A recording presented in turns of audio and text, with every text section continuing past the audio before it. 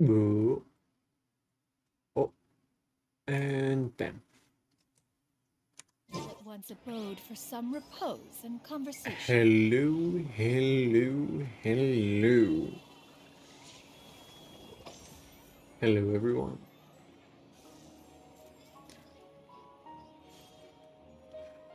My name is Caliburn, and welcome back to Genshin Impact. Right. So, something I need to do,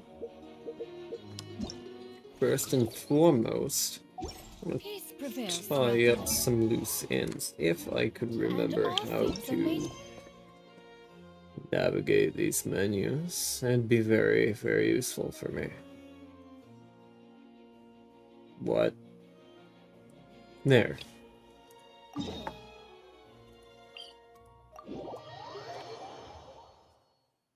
That one is closing in quite fast.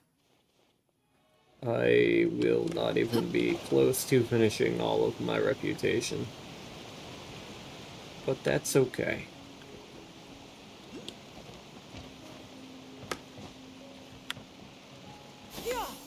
Oh yeah, red glider absolutely necessary.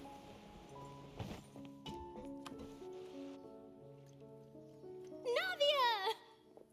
Hey, Oh, it's you. What brings you all here? Hey, we're just having a look around. Fatui guy? I'm here to update myself on how things are going here. Hmm? Oh, the Fatui are here too. I'm just gonna switch to Notland reputation right away. Yeah, most likely.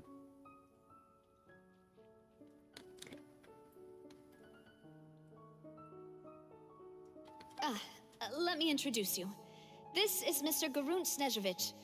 He represented the Knave in sending us a large amount of supplies, and is helping with our work. Our residents are hard at work as well. Thanks to everyone, work is progressing nicely. We've lost a lot of people. There's a But spider on we your are moving ceiling forward. and That will he's have to be failed to enough. catch a moth right in front of him. Some spiders don't hunt moths. Hello, Miss Charlotte. I'm a big fan of yours. I especially like that article you wrote last year about Fontaine's stray cats. But if you don't mind, could you not emphasize our role too much in your report? It's not charity we're doing here. We just happen to share the same interests as the Spina. I get where you're coming from. I'll keep it as simple as possible. Or would you be willing to feature as friendly neighbors? Moths have trash survival instincts too. Yeah, I could just pick them up. That would be fine. Thanks. Oh, you're back too.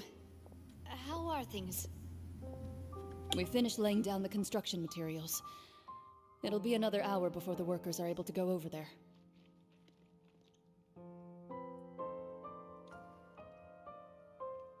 Did lunge, but he missed. I had a really big spider up in the corner of my porch the other day. Absolutely, absolutely massive compared to most of the spiders that chill around here. It's actually a cat-faced spider, which are interesting. Huh? You're here too, Clarence? Well, her reputation's greatly risen after that whole duel business with Miss Farina. So she's here in Poisson to wait out the Poison. heat. Uh, all right, all right. She really came here to help me out. There's too much to consider in the reconstruction of Poisson. The Spina has need of more decision makers. And, well, I do already happen to be connected to Mr. Callis. Oh, wait just a moment. Do you mind me asking a few questions? You know, about how you felt before the duel, about what it was like facing down a god. Yeah, There's lots it of exciting thing material was there, I bet. really, really cool. Forget it. I'm sure you can find a better theme than that, Miss Charlotte. I see you're the same as always. Well, if we're talking about doing things for my sake, you might as well just take a few more photos of me. Or of the Traveler. It's better than wasting Hello, time Dumpling. persuading Welcome, Chlorand at welcome. any rate. Silly churl, Billy churl, silly Billy, hilly churl. Indeed. O Town, Maine. Ever read Artifact lore? I do Of not. course I will. I'm not gonna let him off that easy. All right, then everyone who wants to be in the photo, gather up. Oh, I and was gonna smile. say, do I get to take the most scuffed photo of the century?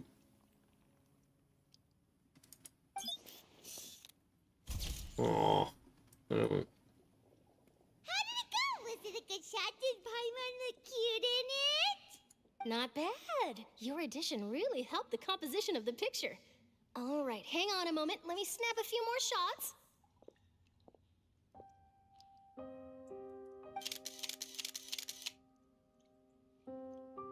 All right, that should do it. I'll be back here later anyway, so let's call it a day. Ooh. I think Capitano might be the Bloodstained Knight from the Bloodstained Chivalry set lore. That'd be pretty cool. You're very quick. I can't wait. Can't wait to see Capitano. Or Goat Peak Tano. Speed is of the essence when it comes to the news, and freshness is the key. I'm gonna be so stoked. Also, not to brag, Except but I'm pretty not good at going building to connections. show it because No, I might am eventually get that interview with you after all, Miss Clarand. possibly one of the most nonchalant VTubers. Wow, you really do have that never say die spirit. I'm impressed. I'll hazard a guess that this is how you got that interview at the Fortress of Meripede. You already knew where she was going. Whoa, you're well informed. Let me make a guess too. I asked No, Sejun, who told Signora. Monsieur Nervillette, and he Signora's told the you, Crimson right? Witch? Yeah. Obviously. That's a very complete information chain. In truth, all Monsieur Neuvillette asked me was, when did the fortress become so friendly towards the media? I told him that it was best not to speak too soon. There's no guarantee that Wriothesley will make a personal appearance. You're right. I've got to treasure every moment I have with them. In which case, I'll be making a move first. Stay safe now, and tell me if you hear anything interesting. I'll treat you to afternoon tea in exchange.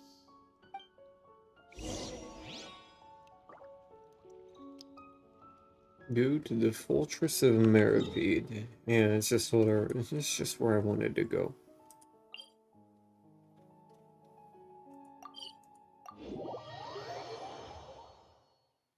Watch that teleport spawn me in the ocean. Wow, guess we're here again, huh? There's a real nostalgic feeling to this place. Nuh-uh. Looks like you've been missing us. Duke! Did you come all the way to the entrance to greet us? Of course. I'm here to welcome you and our dear Miss Charlotte, whom our good head nurse recommended to me. It's an honor to finally meet the much-rumored Duke. Thank you for consenting to my visit to the fortress, sir. No need to thank me. But that said, I shouldn't be the focus of your interview. I trust you recall our agreement? Of course, of course. All right then, this way. Just gonna take like a tour? Is that what's going on?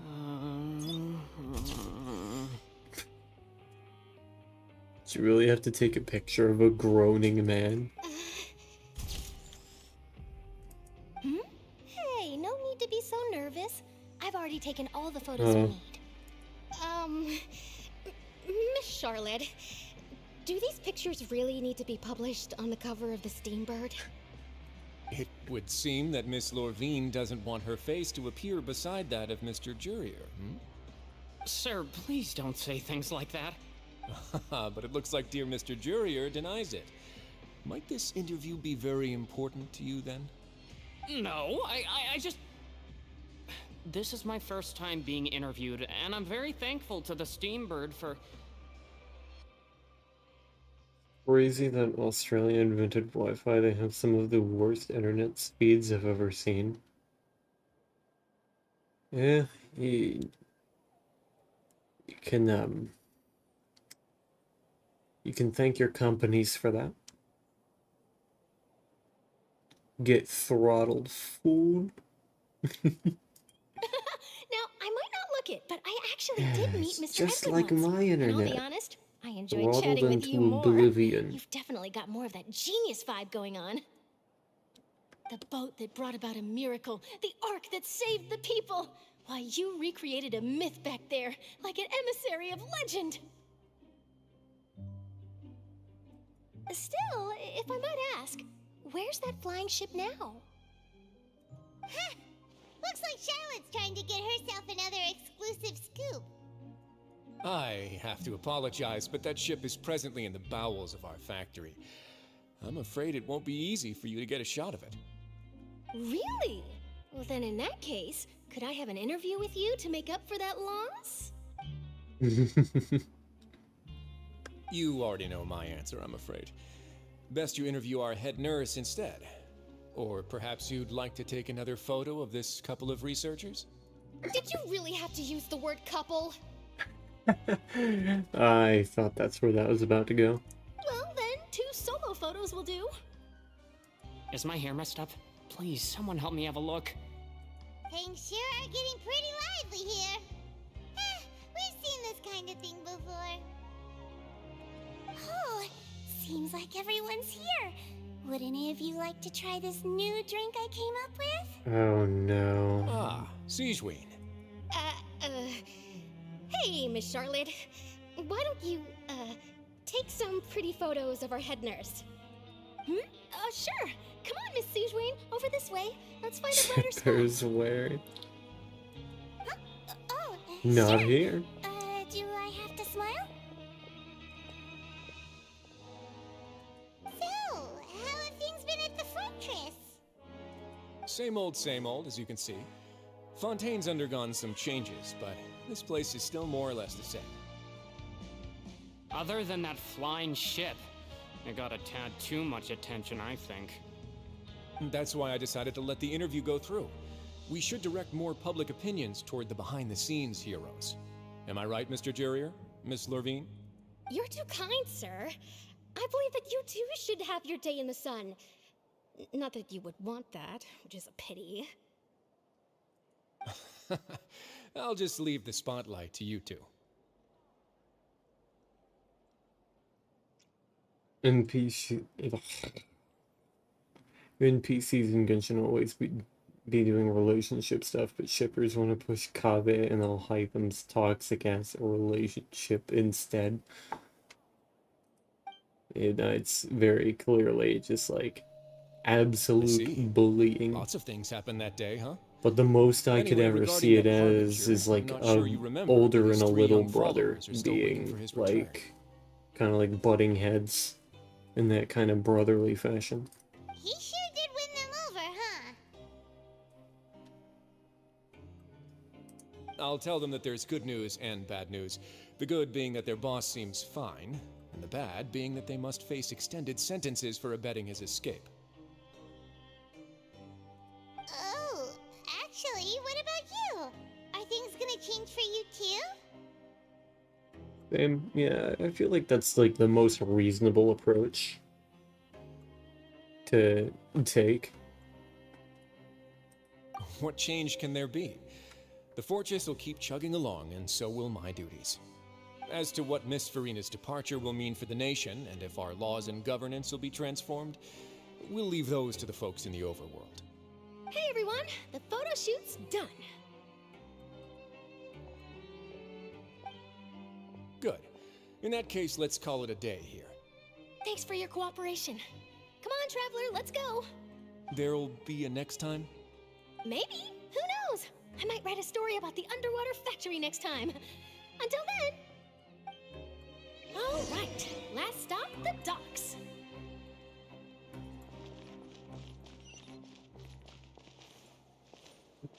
Oh, I'm supposed to go to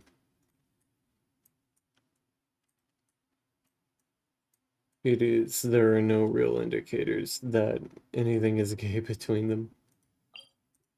Yeah, for most of the characters that are like main NPCs, they don't really have a whole lot of indicators towards any romantic relationships between any of them. Actually, why would I do that? Why the hell would I do that?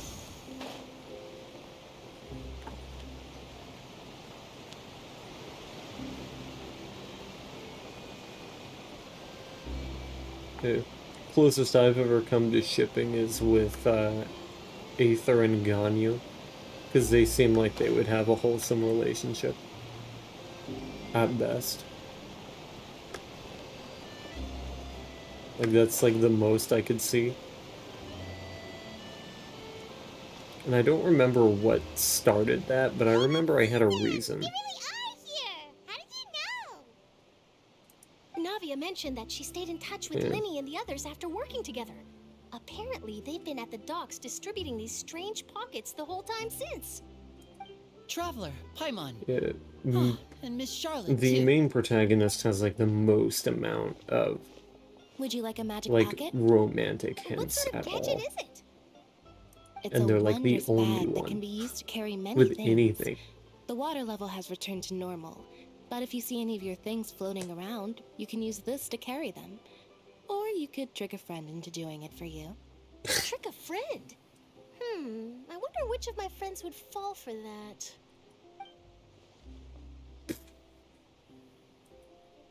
Not You could us, just make no, a no friend like way. Fremine here. Isn't that right, Fremine? Is this what you meant by I'll help you make some more friends? To be honest, that sounds pretty sweet. Could I have your contact, please? Sure. Please, write down my address. Lynette sure is working hard to help Fremine socialize. He was the one who proposed doing this. He even wants to assist in our magic shows. Sounds like that would suit him. Yes, I was planning to first introduce Pear as an assistant, and later Fremine himself. In the future, I think we can leave underwater escape magic to him too. That said, would anyone want to see a diver escape underwater? Oh, it'll work out. Every journey begins with the first step. He'll become a part of our show eventually. Lynette, could you come over? Miss Charlotte says she wants to take a picture of us. Got it. No. My, that Charlotte is rather perceptive. She got rid of everyone the moment she realized I had something to say to you. So, how have things been, Traveler? I'm doing alright. Vision users are like stand users, it seems, drawn to one another. Perhaps. Father says that you did a great deal during the latest events. She's very grateful for your contributions to Fontaine.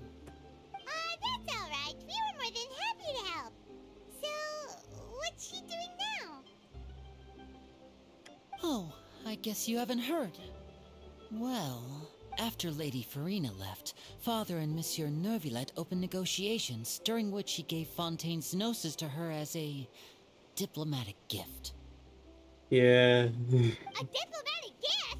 A gnosis? Yes, I was quite surprised at first myself. But when I thought it over, there were actually a number of things going for it. It could have been done as an apology for the incident with Lord Child, or as thanks for his help in tying the all-devouring narwhal down. Furthermore, Father did also lend significant aid to Fontaine and Poisson. That's Poison. true, but It's pronounced we're poison. talking about. Doesn't this seem a bit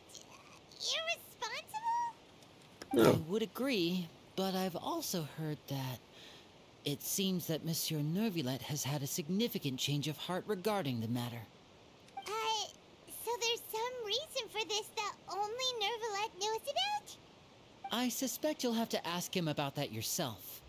Ah, yes, speaking of which, I did see him strolling around the entrance to the Fortress of Meripede a while back. Isn't he real busy and stuff? Paimon didn't think he'd have the time for that. topic. The Gnosis was given to the knave, right? What about Child? They say that he's returned to Snezhnaya to recover from his wounds. I hear that the recent disaster really did a number on his health. Alright, so that makes what, 4 out of 5? Maybe 3 out of 5? Archons who handed over their Gnosis, or their Gnosis, willingly? I can't really remember what happened in Liyue, but I think I would like to say that this is the 4th one that's been handed over willingly to the Fatui. Now, I'm not here to say anything per se, but I think just maybe Fatui aren't the bad guys.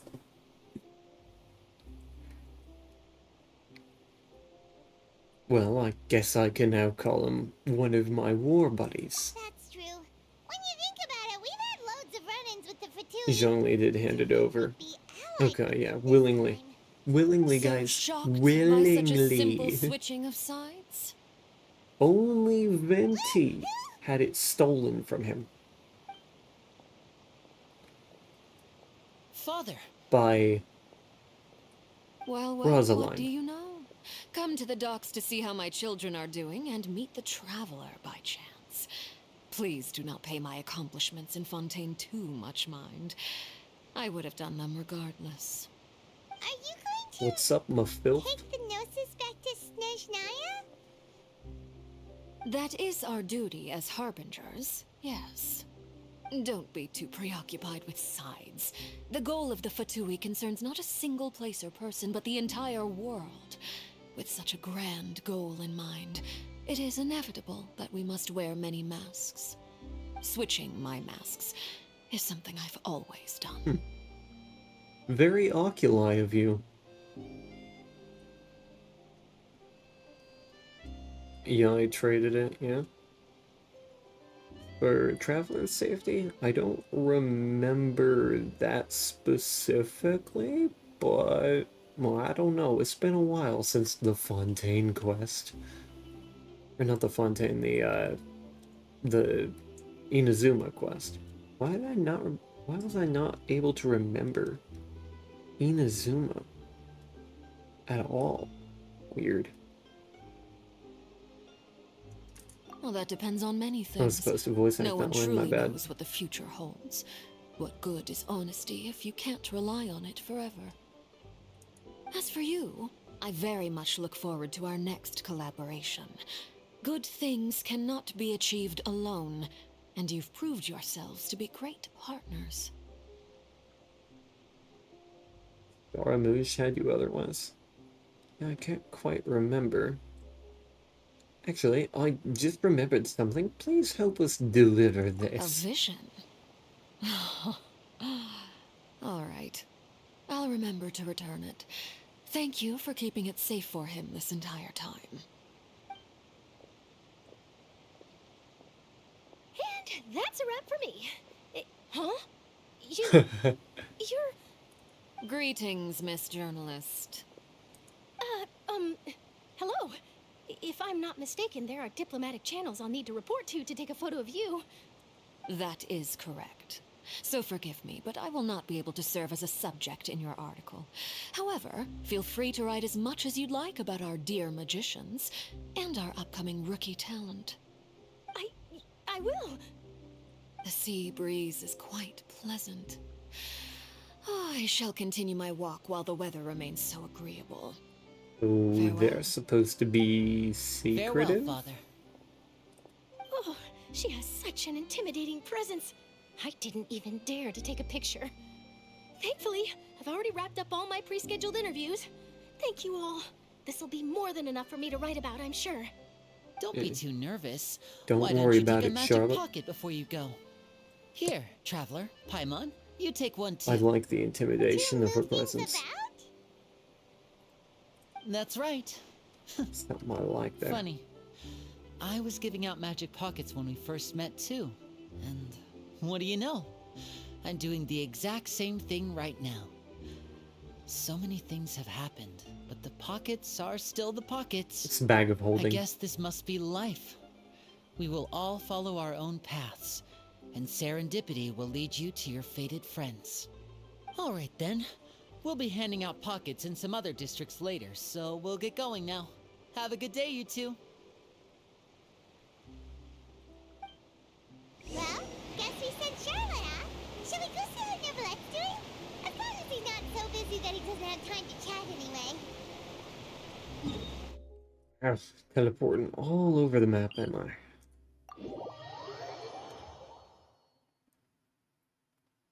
Carla's VA definitely understood the assignment. Everything she says sounds like a veiled threat. Yeah. Skyward! Scatter! I quite like that. Scatter! Couple pigeons I have to kill really quick.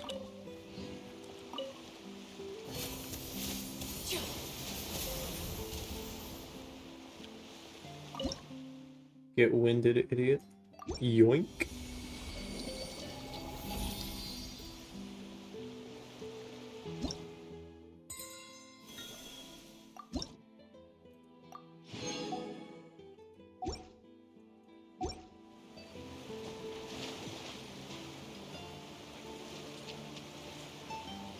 There's coins in here. Little Mora coins.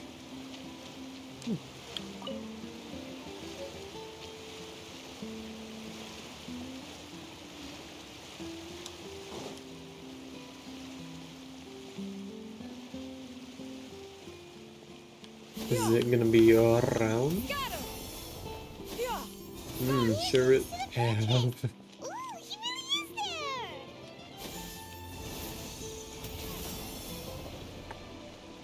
What is below here? Is it just water? I'm gonna go down there.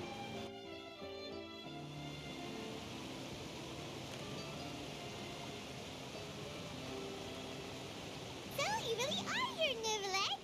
Paimon didn't think you were going to have free time this hour of the day. Really? Oh, I suppose you must have met Mr. Linney. He took the time to greet me earlier when he passed this way. In any case, you came at a good time. I was just considering reaching out to you to set up a meeting, so I may explain some things that I haven't had the time to before. Aw, Paimon's glad that you remembered. Thank you for keeping us on your mind, what with you being busy and all. Alright, let's have it then. How was Fontaine actually saved? The whole business is still quite the mystery to us. It is strange how words can often leave a bitter taste in the mouth when it finally comes time to say them out loud. Oh boy. Yeah.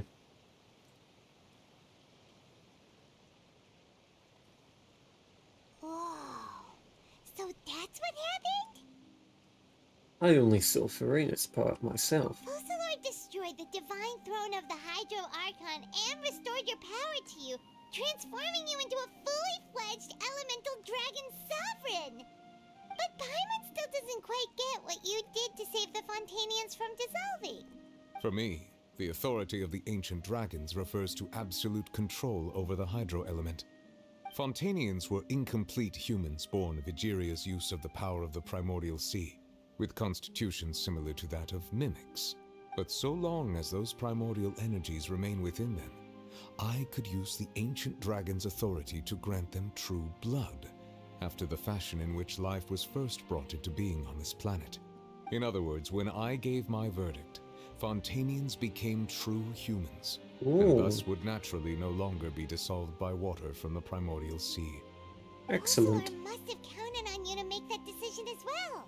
Your verdict was the key to making the prophecy appear to have come true while saving everyone.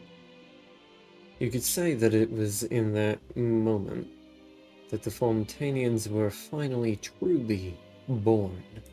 Yeah, and in a manner of speaking, Focalor finally managed to fulfill the original Hydro Archon's wish to turn Oceanids into real people too! It seems from your expressions that you still have more things you wish to ask. Ask away. I will tell you the truth as I know it. Oh boy. The Gnosis. Oh, that's right! They say you've given it to the knave as a diplomatic gift or something! Leaving aside their intentionality, the two Fatui Harbingers have indeed done much for us during this crisis. Their sole remaining goal in Fontaine, at least at this point, would seem to be the Gnosis. The Oratrice has ceased to function.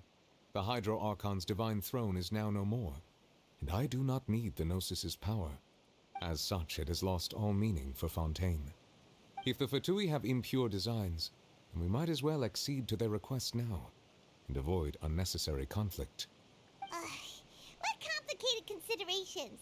Paimon thought you were just giving it to them out of gratitude to the knave and as an apology to Child. Ask away. I will tell you the truth as I know it. I have The initial investigated his verdict. case along many avenues, and I have learned that he once fell into an unknown chasm when he was young. There, by chance, he awakened the all-devouring narwhal. But whether it be by sentiment or reason, that should not have been enough to consider him the root cause of the disaster. At most, he would have had tangential liability.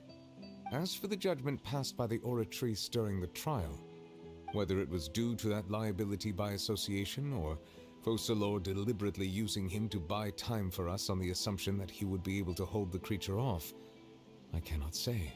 Guess Focalors had Fontainians in mind the whole time. In the end, it was thanks to her that they finally became real humans.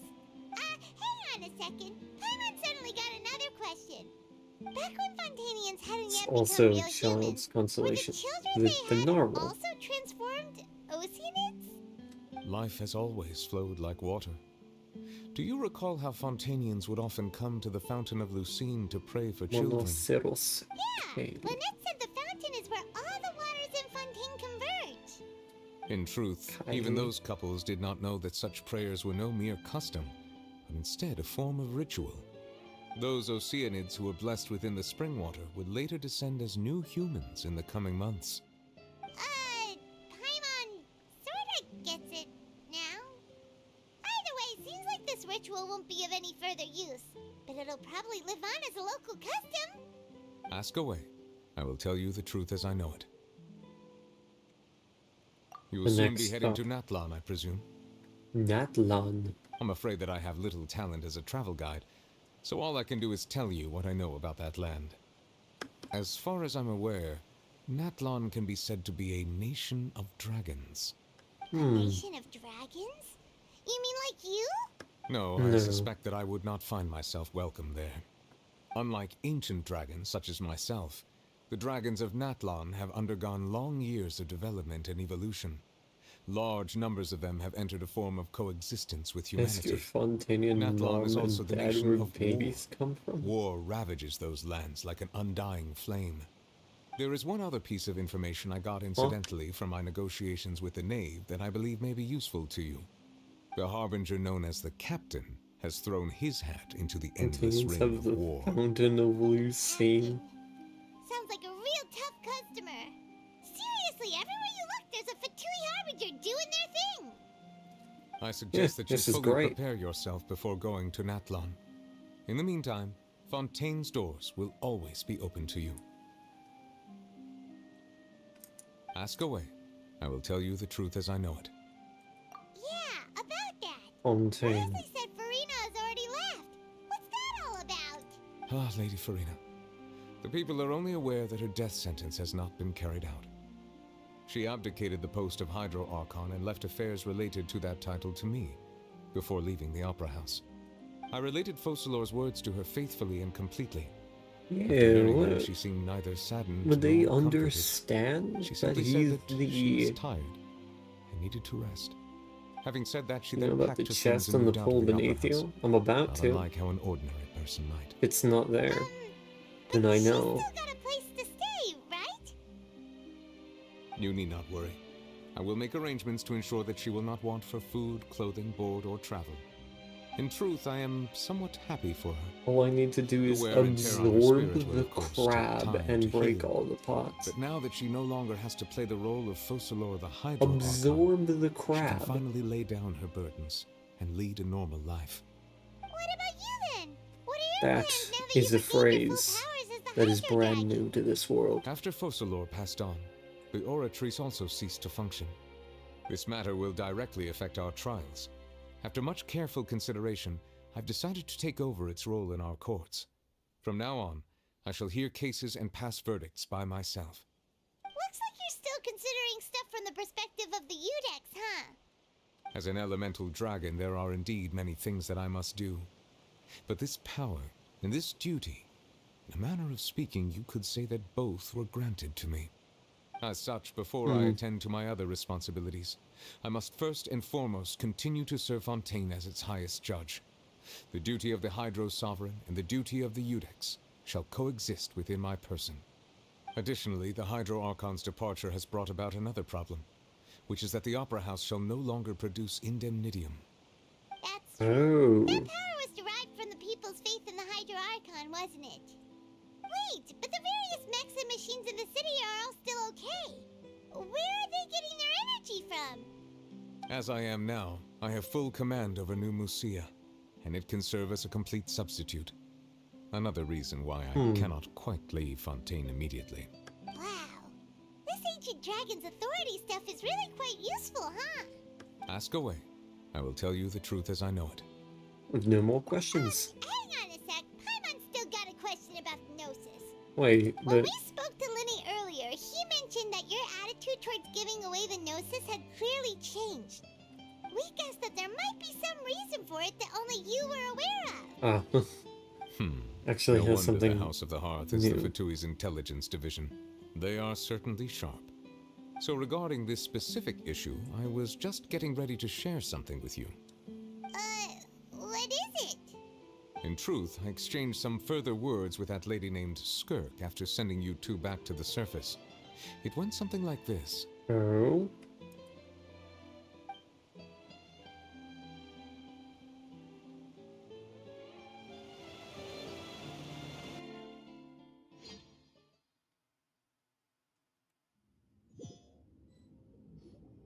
Well, we're going to head topside to see what's going on. You hurry over soon as well, all right, Nervalet?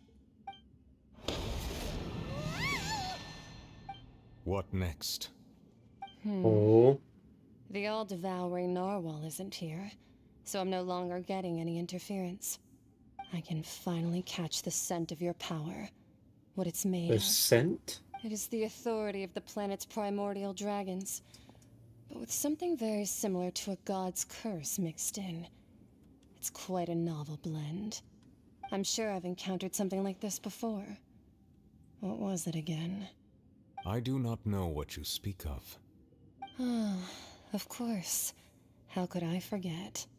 You should have the remains of the third descender on your person, yes? The what? Remains? I've never heard of any such thing. Huh. According to your parlance, I believe it may be called a gnosis. Oh. Well, that much is true. After Focalor's divinity faded, she handed her gnosis to me. But I fear I have never heard of it described in the manner that you just did. I've been training with my master, the Fowl, ever since I was young, and I have never returned to the surface since. So most of the information I possess, I got from him. It is only natural for those who are greater than humanity to possess a different sort of common sense, which is why there are so many problems in our attempts to communicate with humans.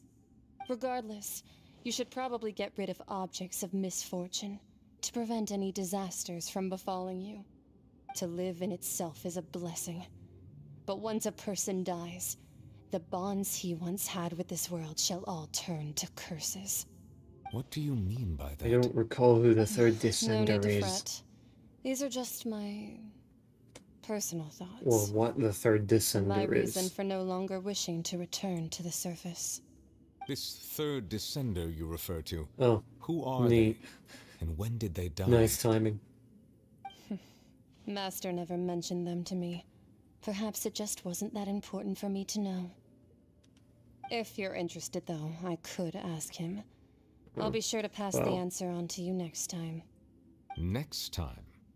You believe we will meet again? I do. Wait. I have a disciple of my own, don't I? He can be the messenger then. Completely forgot about child. Man, just like the parents in my country.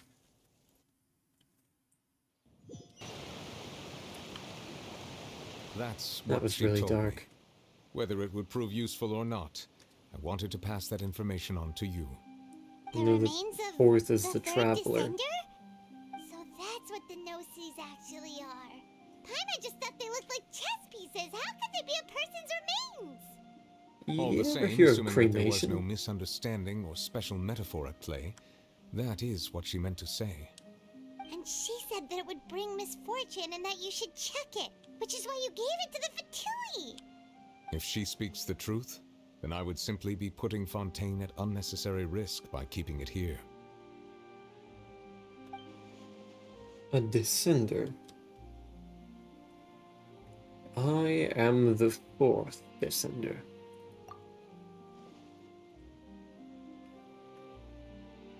One, the Gnosis are related to descenders, and two, the one that came before me has already died. I had guessed that you might already be familiar with this concept, but I did not expect you to be one of them. That means that the Gnosis, which are exceedingly element compatible and can even enhance elemental abilities, do indeed come from the third descender. I wonder, does your body also possess similar properties? Like being able to use elemental powers without a vision. That does sort of count as special compatibility, right? No, let's not think about this stuff right now. It just feels I am a Gnosis. comparing the Traveler to the dead third descender and all. Don't worry, I'll die. That's what you say, but this topic still feels like bad luck. Once Child recovers, let's get some more answers out of him. Or go look for his master and get the answers that way. I too True. believe it unwise to make too many blind guesses when information is lacking. The same is true of being at court. All right. Whatever the case, it seems like the crisis here in Fontaine's over for now. Yes. All of Focalor's efforts were for this moment as well. But she sacrificed herself in the end as a god, and she suffered through all those years as a human. Was that really what she wanted? I mean, I would assume I if suppose it that wasn't would be the the case. mystery of a god's will. Can you understand the will of the I gods? suspect not. But once in a while, I too would guess that if wishes were like the clouds in the sky, they will one day return to the earth as raindrops. Life flows like water, and rain is the final answer.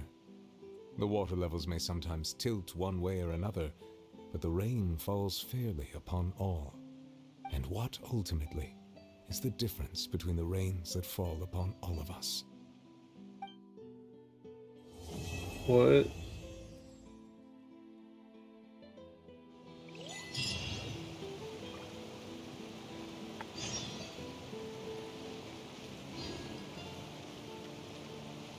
Cold Case Commission.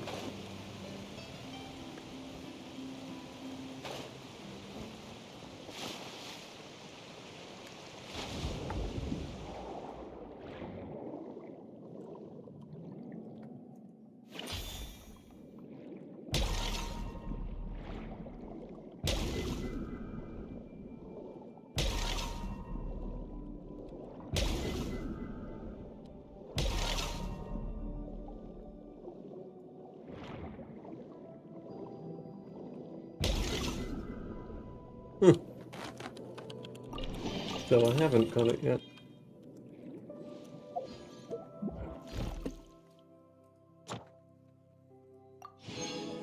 Wow.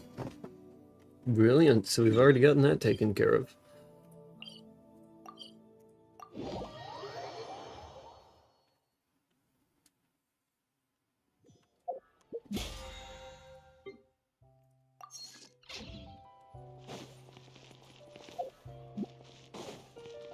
Ad Astra Abbot. Thank you for completing. Ad Astra.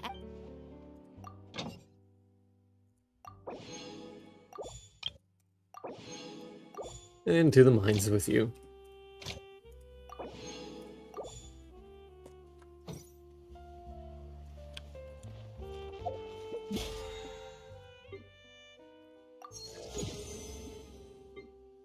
Hell yeah.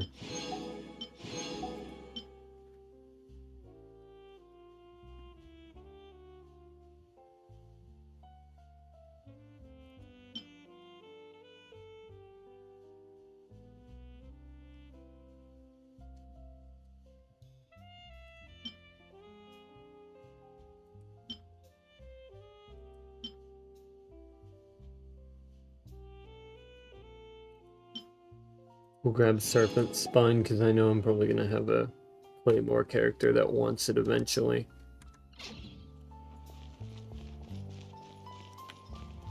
And it's probably also super grippy. Hold on, let me take a look at it on Navia.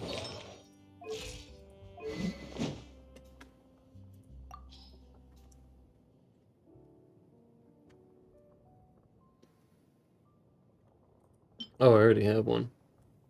Interesting. Well, now I have two.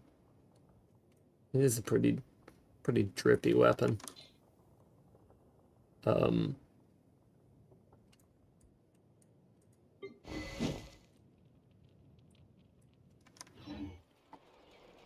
If you are Serpent Spine is unironically best in slot for some characters too, like Gaming. Yeah, I mean, Serpent Spine is really good. Hold on. I need to go here.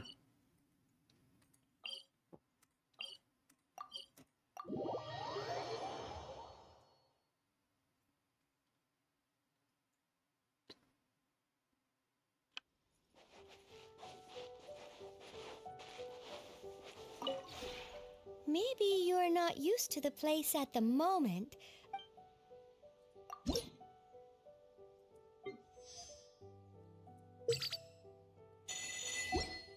Arguably one of the best VP weapons. If you ever have any questions...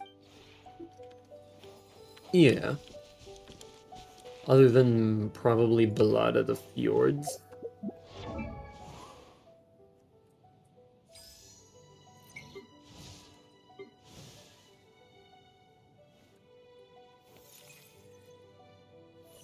How close are you? It hurts me. It hurts me every time.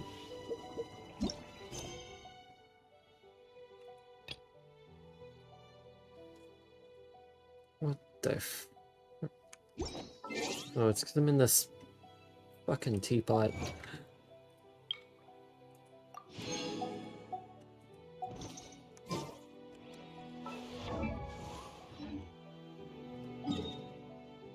Let me get out of this teapot and just head back to Fontaine, I guess. And then we'll hit the journal. Take a look at stuff.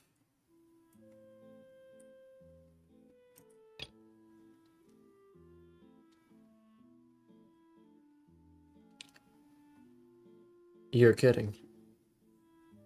There's another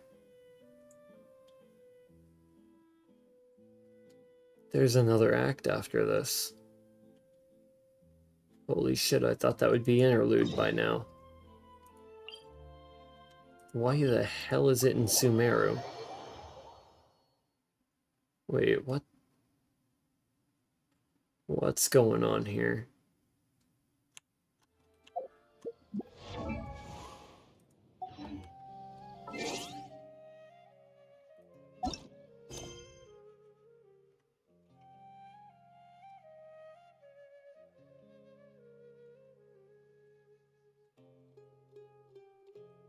What the hell?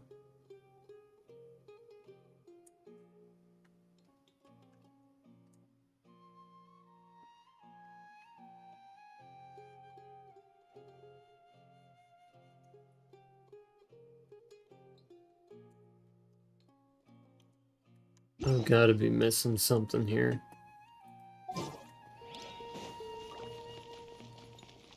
Why is this one in Sumeru? That's what doesn't make sense to me. It's you two. I have... The only ones for the job? Huh. If our help is really that important, it's probably some Archon class commission, right? Never heard of that class of The commission before. Adventurers Guild doesn't employ that kind of classification system. In fact, this commission is also probably not nearly as intimidating as what you're expecting. All it asks us to do is to find a missing person. Oh. Huh? Then why did you say we were the only ones for the job?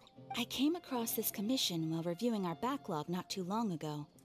It seems simple, but our records indicate that over a dozen successive efforts to complete it have all ended in failure, despite attempts by several accomplished and renowned adventurers. With the reputation of the Adventurers Guild and the performance of the Sumeru branch at stake, it's in our best interest to assign this commission to the adventurer with the highest completion rate over the past few years. Well, that's us for sure. And also the worst execution of all of them. But, yeah, I can't guarantee I'll complete it in the way you want. All I'm asking is for you to give it your best shot. If it proves to be beyond your Oh, it'll be a capabilities shot, as well, alright. I'll talk to the commissioner about canceling the commission. Okay, so who are we looking for? And what is it about this commission that's made it so hard to complete? This commission was jointly issued by the residents of Vimara Village. They say one of their own villagers has gone missing. But the problem is, they don't know the missing person's name. They can only provide information about his general appearance. They're all from the same village, but they don't even know his name? If so many adventurers have failed to complete this commission, maybe this missing villager doesn't exist at all. Could it be some sort of a prank or something? Unlikely. Several villagers came by to I issue feel the like commission, I'm getting deja vu. and judging by their appearance and tone of voice, they seemed incredibly sincere. It certainly didn't seem like a joke to them. Besides, putting up a commission requires a processing fee. There aren't many upsides to a prank that costs Mora to carry out. True. In any case, it would probably be best to go to Vimara Village and ask around first. The Adventurers Guild does have some information on hand, but I would say anything you can learn Where directly have from I the seen villagers this would be before? far more reliable. Alright then, let's go! Paimon's starting to get really curious about this whole thing. What?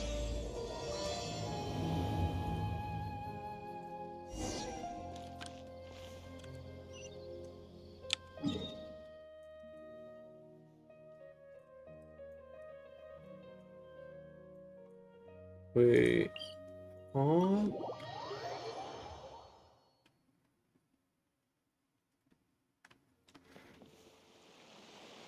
Wait. We made it to Vimara Village! Why don't we talk to some of the villagers to learn a little bit more about the missing guy? What the hell? Hello there. You looking to buy something? I do business in this area. Oh, no, we're adventurers. Catherine sent us to look into a commission here in Vimara Village. Ah, so you're here about that then. Ah, you're not the first, that's for sure. We've certainly made a lot of trouble for you all. To be honest, we aren't holding out much hope. Many adventurers have made their way out here, confident they'd be able to help us, only to leave soon after with nothing to show for their efforts. We've pretty much had it up to here in questions, and the area around the village has practically been overturned in search of clues. But no one has been able to make any headway. So, this person we're looking for, what's his name? Where did he live? Does he have any relatives? I don't know. I really have no clue. I couldn't tell you. Okay, guess you are really sick of answering questions. I'm sorry, I didn't mean to sound short with you. I was actually just giving you my answer to your questions.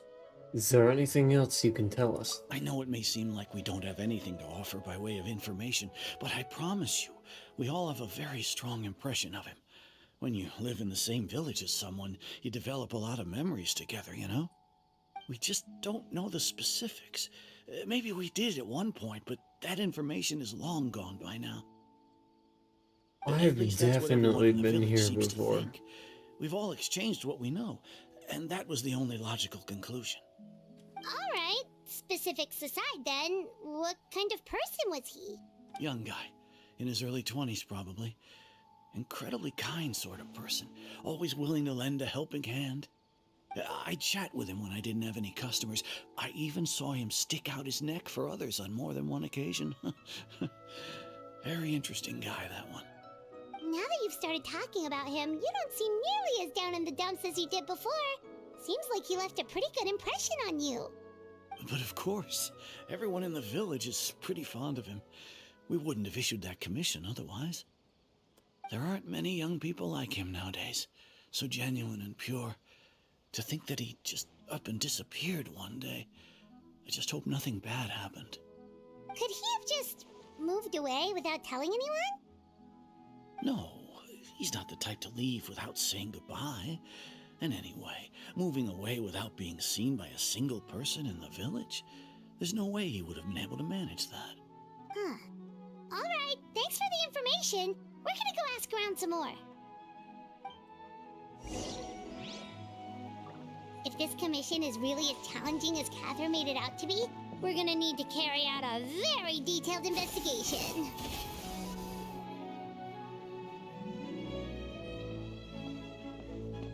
Is that guests I hear? Hi, Grandpa Amadea. We're here to help you look for the guy that's gone missing. Ah, so that's what brings you to these parts. Coming all this way for our sake. That's so very kind of you. With your help, I trust that young man's case is in good hands. Could you tell us a bit about him? Of course. I'm happy to help any way I can. With my failing eyesight, I'm afraid I can't offer much about his appearance. But I do remember hearing the sound of his voice. Not recently, of course. That loss has left me feeling quite empty. I don't think his parents are still living in the village. But somehow he never seemed lonely. Archon quest? In fact, he was usually the one What offering do you mean? companionship to others. He would often take time to visit the elderly or play with the orphans in the village. And whenever someone had something on their mind, he was there to listen with open ears. He always knew just what to say. As the village chief, I owe him many thanks. Helping villagers navigate difficult moments in their lives should have been one of my responsibilities. But he was often the one rising to the occasion. Wow. He seems like such a nice and gentle person. No wonder his disappearance affected you all so much. What's weird is I feel like I've seen You wouldn't this happen to know before. any details about his name, address, or family situation, right? I'm ashamed to admit it, but I just can't remember. No matter how you look at it, I should know those things.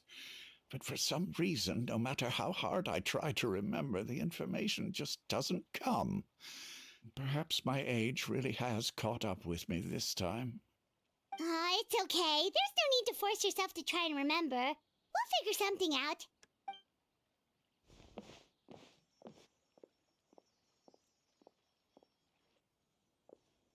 Well, Traveler, what do you think? Well, I don't fucking know. Paimon thinks so too. The name thing. It's so weird that no one remembers his name. And nobody has been able to tell us anything about his family or where he lived. It's like this guy's been erased from reality or something. I would say it's more like he's someone who only exists in people's memories. Wait, so you're saying it's not that he's been erased, necessarily, but more like he never existed to begin with? Okay, Paimon's gonna need some time to process that one. Someone who only exists in people's memories? Yeah, it's called being dead. Like what happened with Greater Lord You two are the adventurers who just arrived, right? You're here for the Vamara Village Commission? Yeah. Yep, sure are. We were just looking into the case. I'm so glad to hear that. Thank goodness you haven't given up. I've been so worried the Adventurers Guild might cancel our commission. My name is Atosa, by the way. I grew up here in Vamara Village. Anyway, I just wanted to say, please keep searching for a missing villager. I'm begging you. You have to find him. I'm sure we'll track him down. Yeah, no need to worry. We'll give it our best shot. So, were you close to the missing villager? Are there any leads you can give us? I'm not sure this counts as a lead, but follow me. There's a place I'd like to show you.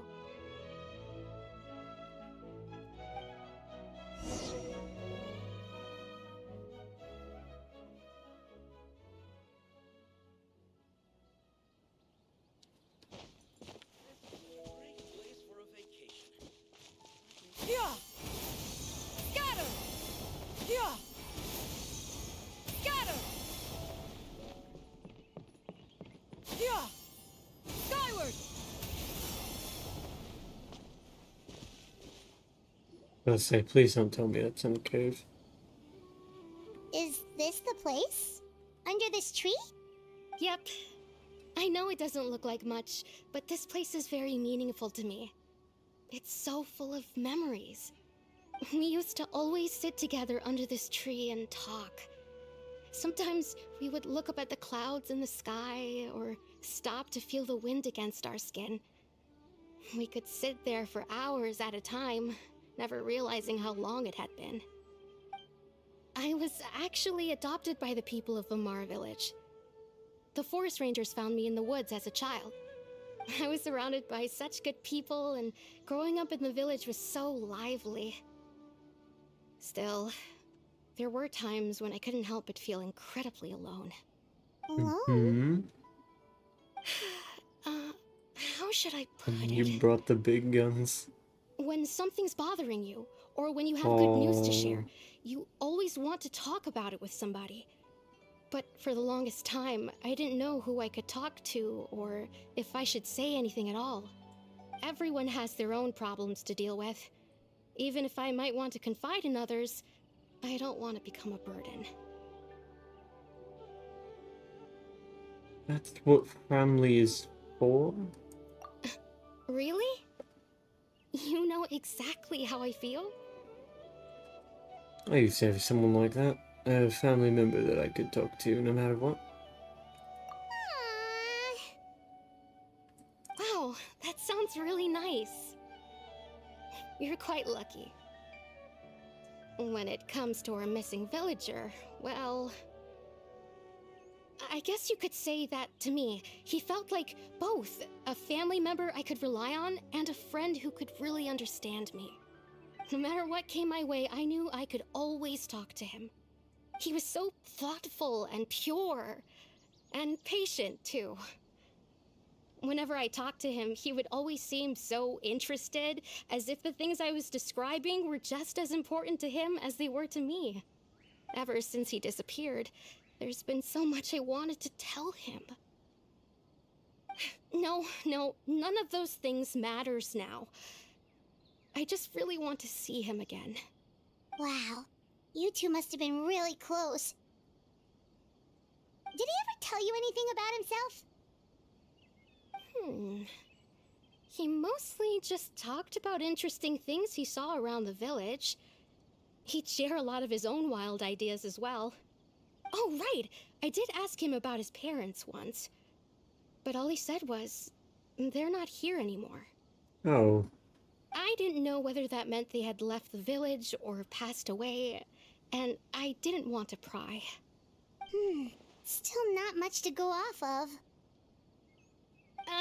Look at me. Talking your ear off and still nothing to show for it.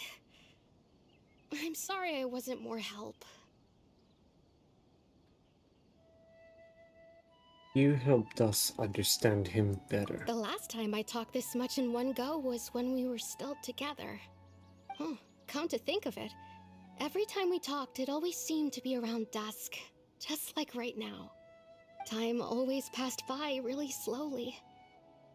Even when it felt like we'd been talking for hours, the sun would still be at the same position in the sky.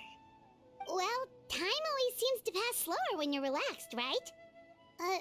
What's wrong, Traveler? Always the same time of day, and time never seemed to pass.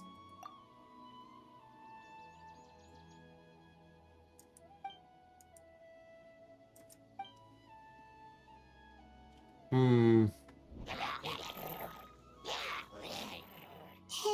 look at those hilly churls over there. Doesn't it seem like they're acting a little strange? No.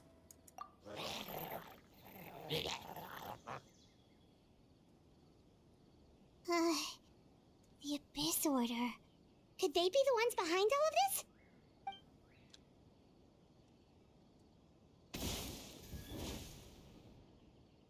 Uh-oh, we've been spotted! Quick, get ready to fight!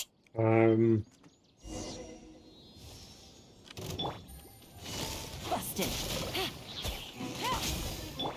Grow. Yeah, scatter.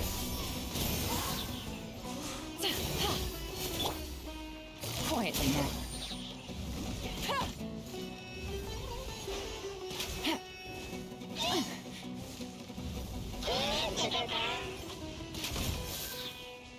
You remember one streamer had Venti here?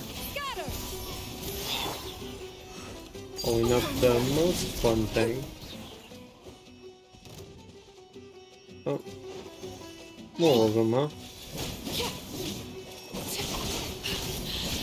My turn. Witness my rise.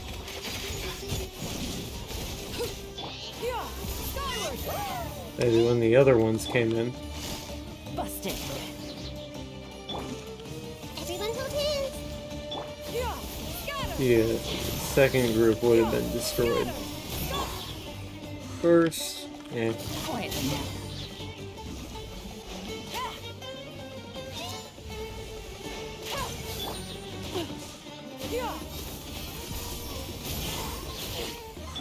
Lay to bear.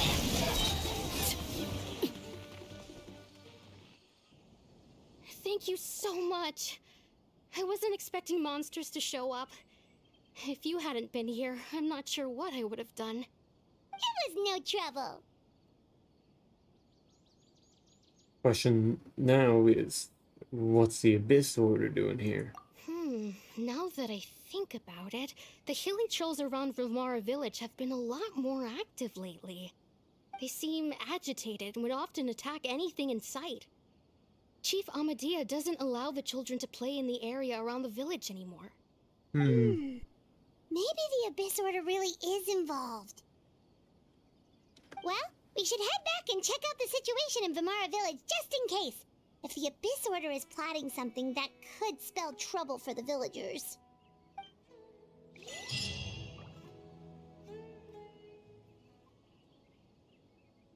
Wait a second. That person! It's Dainslev! Wait. Huh.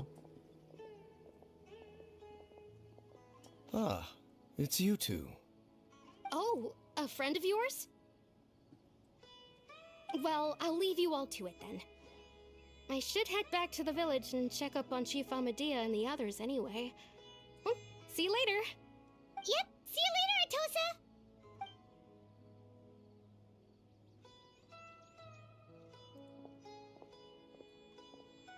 Why do you always have to pop up out of nowhere like that? Is it your life's mission to jump scare us or something? He stuck his hand It's out hardly and they personal, or exploded. intentional for that matter. As long as you and I are both in pursuit of the Abyss Order, we're bound to cross paths. Ah, so you're here to investigate the Abyss Order then. That would explain the monsters you were fighting just now. Naturally. Hold on. Are you not here for the same purpose? We're also on their tail, but I'll admit we ran into them on accident. I was still blueballing the Dane Simps on his kit. Yeah, because his element is...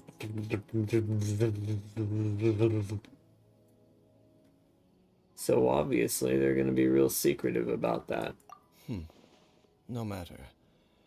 It may have taken you a while to catch on, but I'm sure you've also realized by now that there's something strange about this place. The Abyss Order is most certainly planning something in this area. Or worse, their plan could already be in motion. So you think the Abyss Order is behind the hilly trail activity in the area?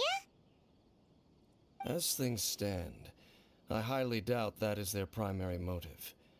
I would imagine the increased hilly trail activity is merely a byproduct of whatever it is they're really trying to accomplish. Still, the hilichurl activity is causing a lot of problems for the people here. We should stick around for a while and protect the village, don't you think? The best way to protect them is by figuring out what the Abyss Order is truly planning. That is how we prevent further tragedy. Well, let's see what more we can learn from the villagers, and after that, you'll also owe us many answers. And you shall have them. I never intended to hide anything from you. Don't worry. There should be ample time to talk.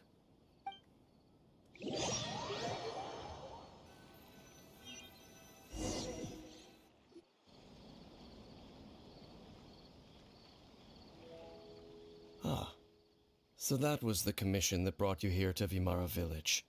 Someone who seems to only exist in people's memories. That is indeed quite intriguing.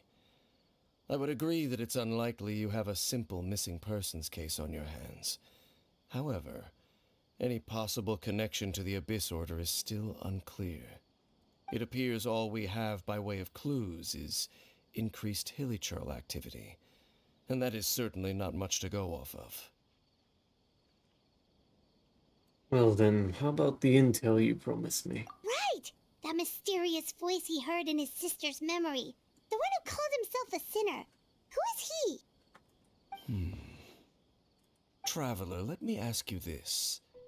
Do you believe your sibling to have betrayed you? Ooh. Ooh.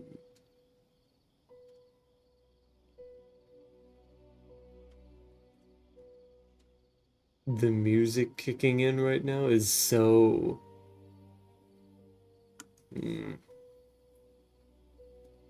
And I put myself on the side against the Abyss Order, but on the side of the Fatui.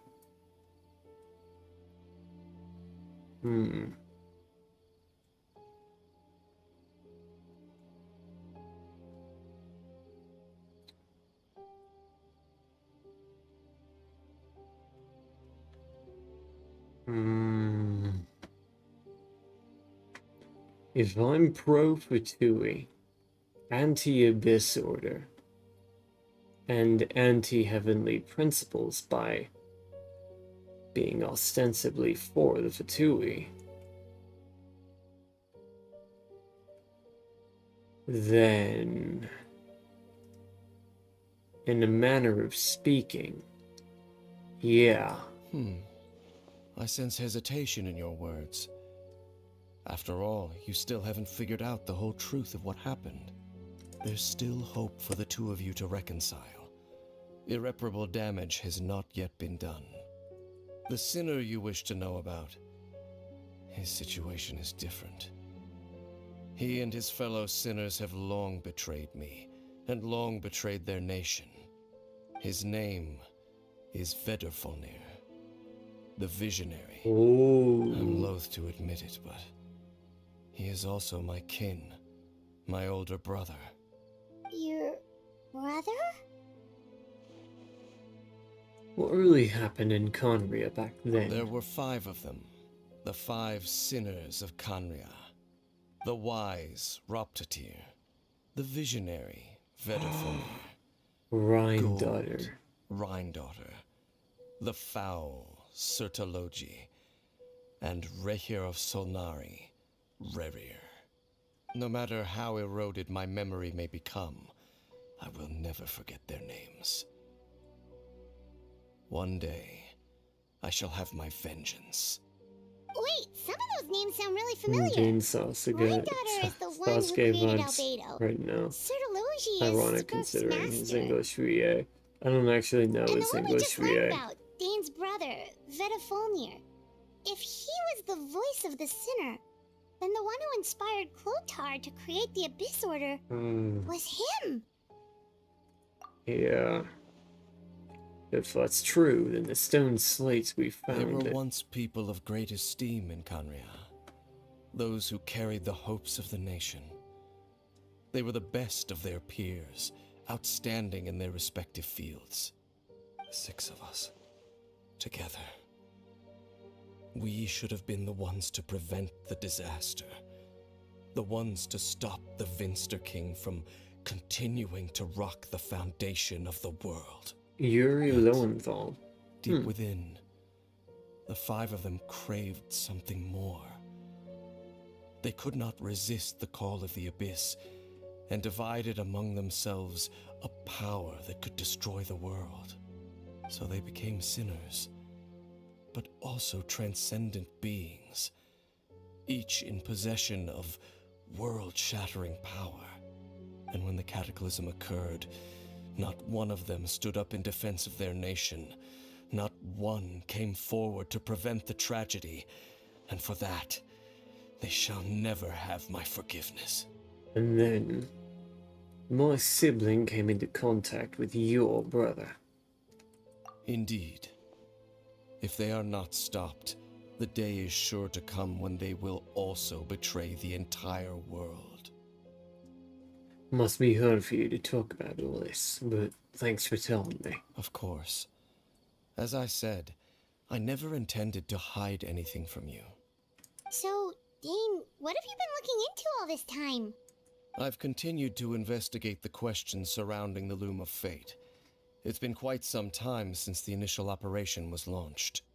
By retrieving the eye of the first field tiller, we were able to stop part of their plan from coming to fruition. Oh, Paimon remembers! Weren't they going to use it to corrupt Osial and make a god or something? Indeed. However, it's obvious that was just some sort of technical experiment. The eye was integral to their plan, yet somehow, despite failing to obtain it, they've skipped the experimental phase and found some other way to keep moving forward. There are many signs pointing to that effect. Then, what should we do? It's not too late, is it? Our most pressing concern is to determine the purpose of the Loom of Fate. From there, we'll be able to deduce the Abyss Order's true objective. Based on the intel I've gathered so far, I suspect the Loom of Fate is related to the ley lines in some way. The ley lines? Traveler, you were able to observe your siblings' memories last time, yes? I believe that was due to the fact that the ley lines in that area were unstable.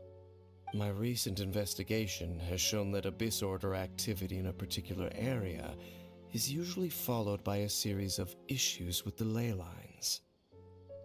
And one of the things that flows through the ley lines, memories. Wait, then our commission here in Vimara Village, the person who seems to exist only in people's memories, could it be connected?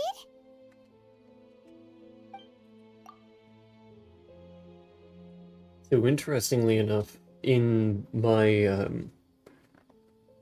Omniverse's, like, theology, I guess you could say, there is actually a build to the world, and the ley lines in my world seem to operate kind of similarly, but the ley lines in the Sea of Memories, the way they function is they are basically the gateways of concept. So they basically form the rules, the guidelines, and they are what delivers magical power into each individual realm.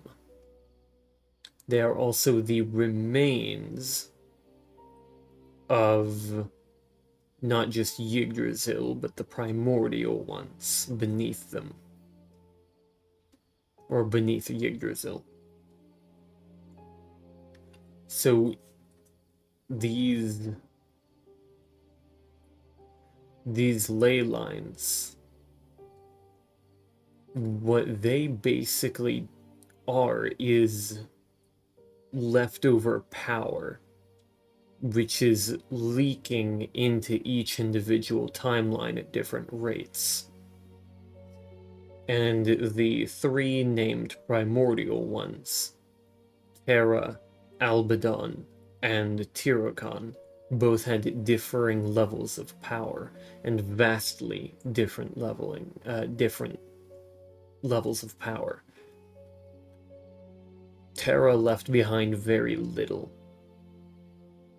Albedo left a massive amount, and Tyrokon left but a few. As a result, Albedo became filled to the brim with very powerful beings, and Albedo, in fear of time travel, sealed itself off from the rest of the world.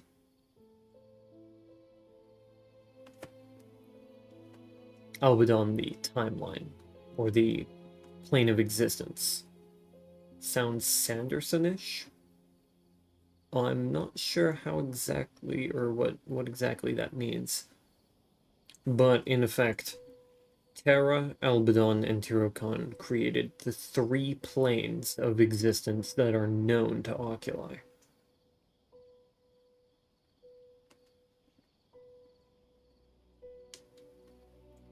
Which were named after themselves. They are Terra, Albedo, Tyrokon.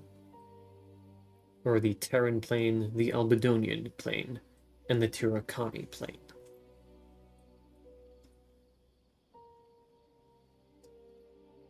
The Terran plane is the lowest of these.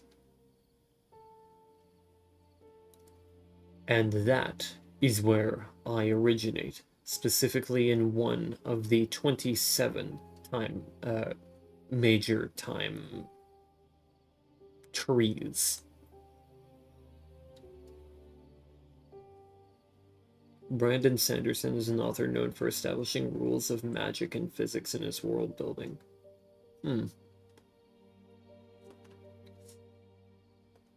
One of the major rules in my verse is that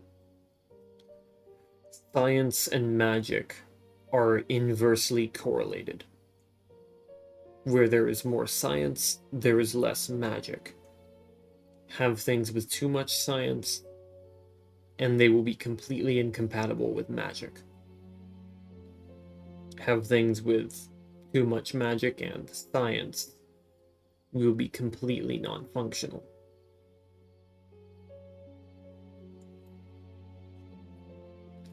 It is for this reason that guns in my universe are unable to be imbued with magic.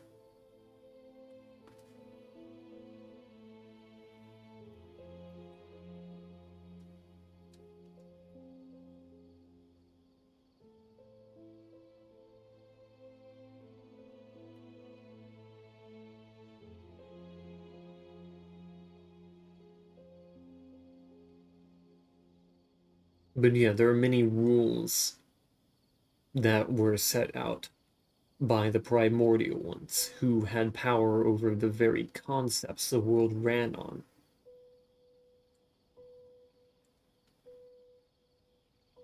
So if you end up in a magical plane or something, your tech doesn't work as well. Not necessarily. The way that it works is that tech and science, or science and magic, are incompatible. Each plane has its own level of magic and technology.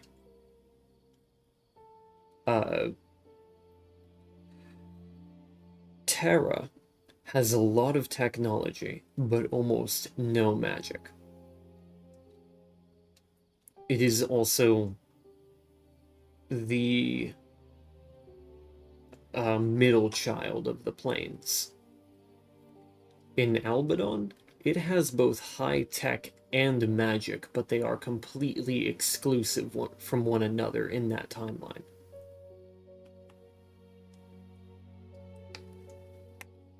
And most of the time, they're using magic instead of it. The science is not exactly there. Like, they have cars and they have rapid communications, but it's all through magic.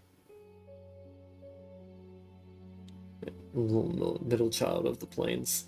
Yeah, Tyrokon is the youngest, having only existed for maybe anywhere between 10 to 200,000 years.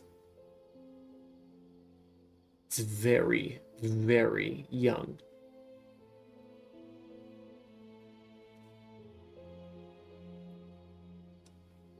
Albedo is by far the oldest, having existed for trillions of years.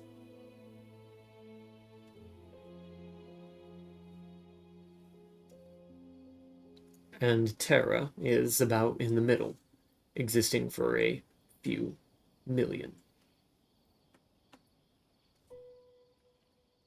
But this is years in the concept of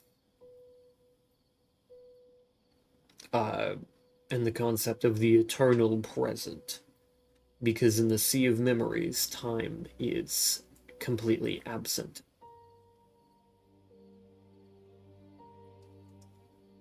It is a long time, but it does also refer to the time in which humans did not exist.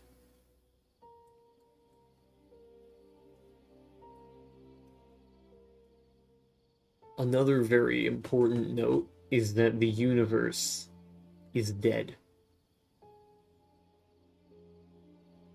The very being that established the universe itself has perished, decayed.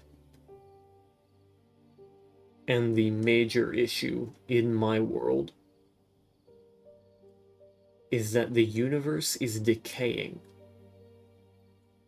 with everyone still trapped inside of it.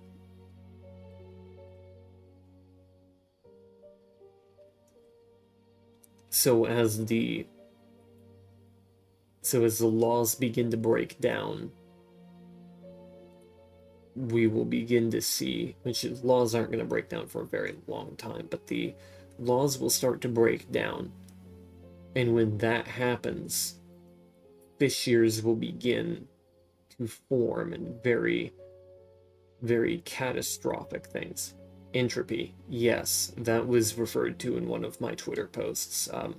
Entropy is something that the High Council of Oculi mentions frequently, because entropy is what is slowly killing what they know to be the universe.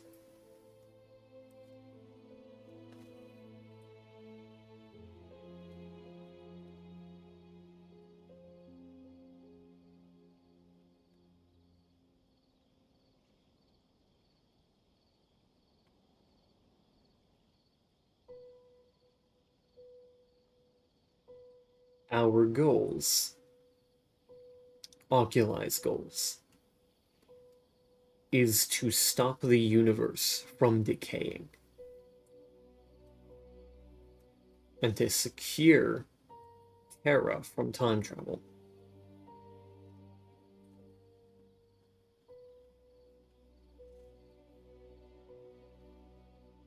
Albedo is also aware that the universe is decaying.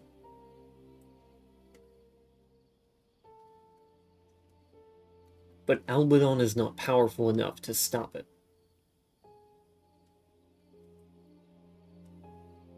And Terra is the plane with the least amount of power given to it.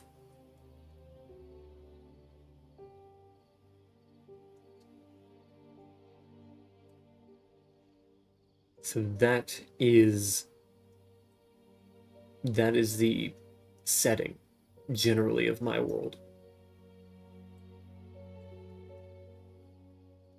You have a highly antagonistic organization in a timeline, or in a plane of existence, with almost no magic and no supernatural events.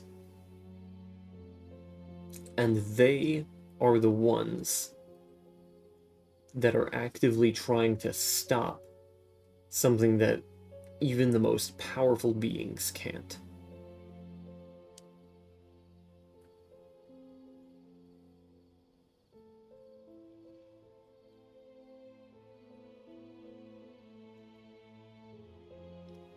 I mean, my verse has some very powerful creatures. The ethereal lords can wipe out entire multiverses in the blink of an eye. And they have the power to resist such strength themselves.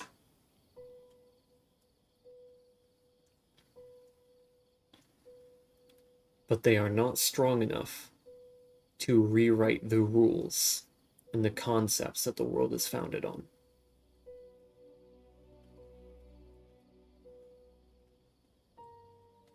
That is the power given to the primordial ones. What the ethereal lords have, and everything underneath, is inherited power from the tier above them.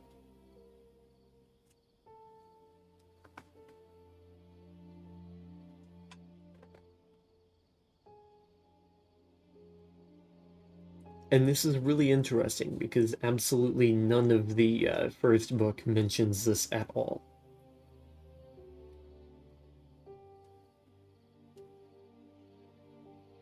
On a scale of 0 to Marvel to DC.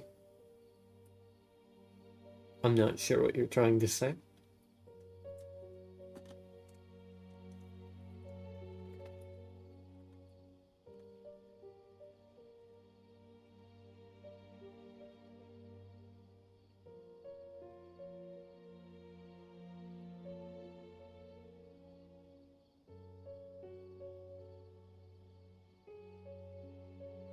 But a lot of the greater lore is kind of almost Lovecraft inspired. But primarily the idea that the world at any moment could die.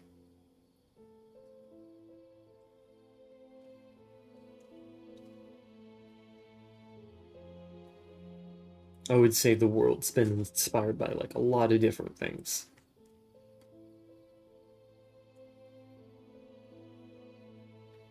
But primarily what the books will eventually get into is what Yggdrasil is, what the primordial ones are, what the ethereal lords and ladies do, and why are they not powerful enough. And even in that you have like the betrayal of Draxus and some other people who actually tried to ascend beyond what power was granted to them. And the books tell the story from the perspective of a completely normal person. Or maybe not totally normal, but someone who is just on the ground, not someone who sees the big picture for what it is, but someone who is at the very bottom rungs, who is being affected by everything that is occurring. And the only book that really breaks this mold is the 6th. And anything related tangentially to the 6th on its story, any book after it, will break that mold. But every other book will tell the story from the eyes of someone on the ground.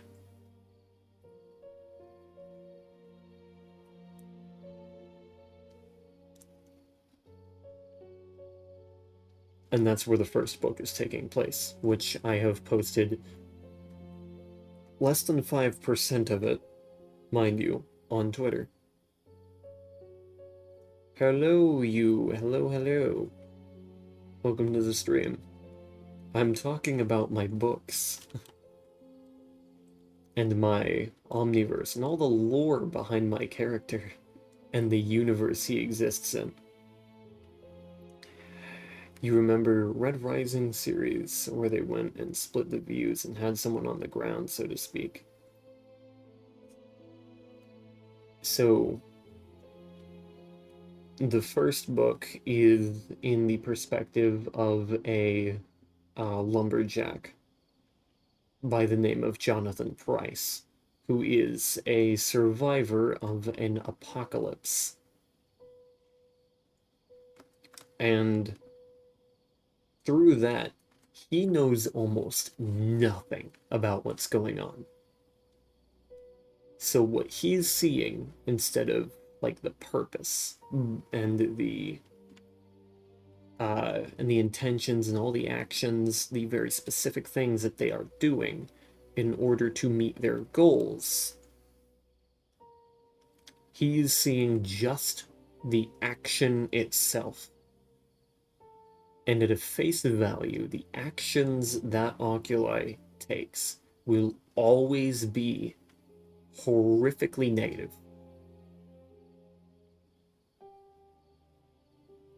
I'm trying to think of what action directly is mentioned in book 1 that's really that egregious.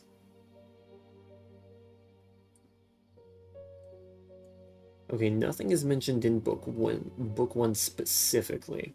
And from book 1 alone, you could probably surmise that maybe, just maybe, Oculi is okay. But it's very clear that they're not on this side of the main protagonists, and that they have their own goals. In the second book, it will be more clear just how heartless, just how cold Oculi can be. And the first book, they do some cold shit. They do some absolutely cold shit.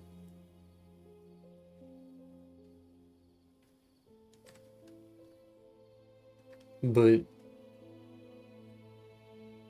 in the second book, which will focus more on Oculi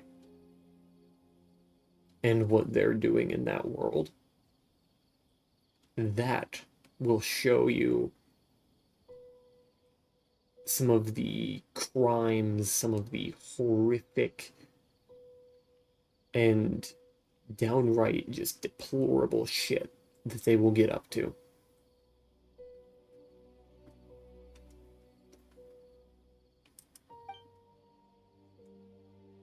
Including, but not limited to, mass murder. It's certainly possible.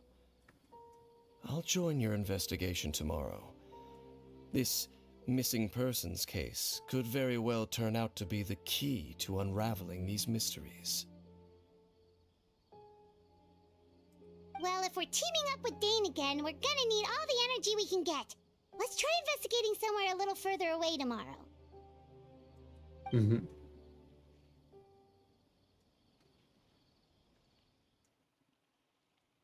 No, I don't know if you can notice, but I am feeling a little sick. So I'll probably get to about 2 hours on the stream length and then reach a stopping point. It's all day. Well, let's go find Dane. Since my condition has not been improving in the past few weeks.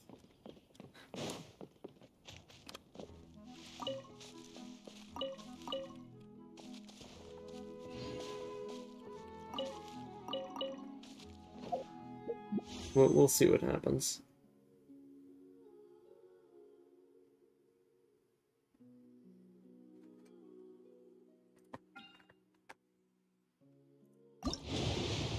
Hit it. Alright, it won't take that long, to be honest. Feel better soon. I appreciate that. I feel like there's a thing that I can call you that isn't 5 syllables long, but I have no idea what it is.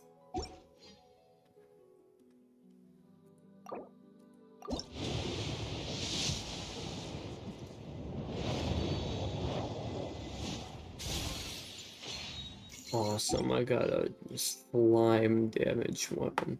What's that history looking like? Mario? Alright, that'll work. What works for you will work for me. It's your Genshin Impact handle. That's fair. I have 10, 15, 20, 25, 30, 35, 40, 45, 50, 55, 60. I'm at 60 pity right now. That's nice. Good shit. Comma. Dane? Hello, Dane? Why are you just zoning out over here? Did something happen? Oi. What's wrong? The missing person from your commission. Could you describe them to me? Oh, young guy? Early 20s? Seriously, Dane, what's going on? There appear to be certain memories in my mind that... Now, wait a minute.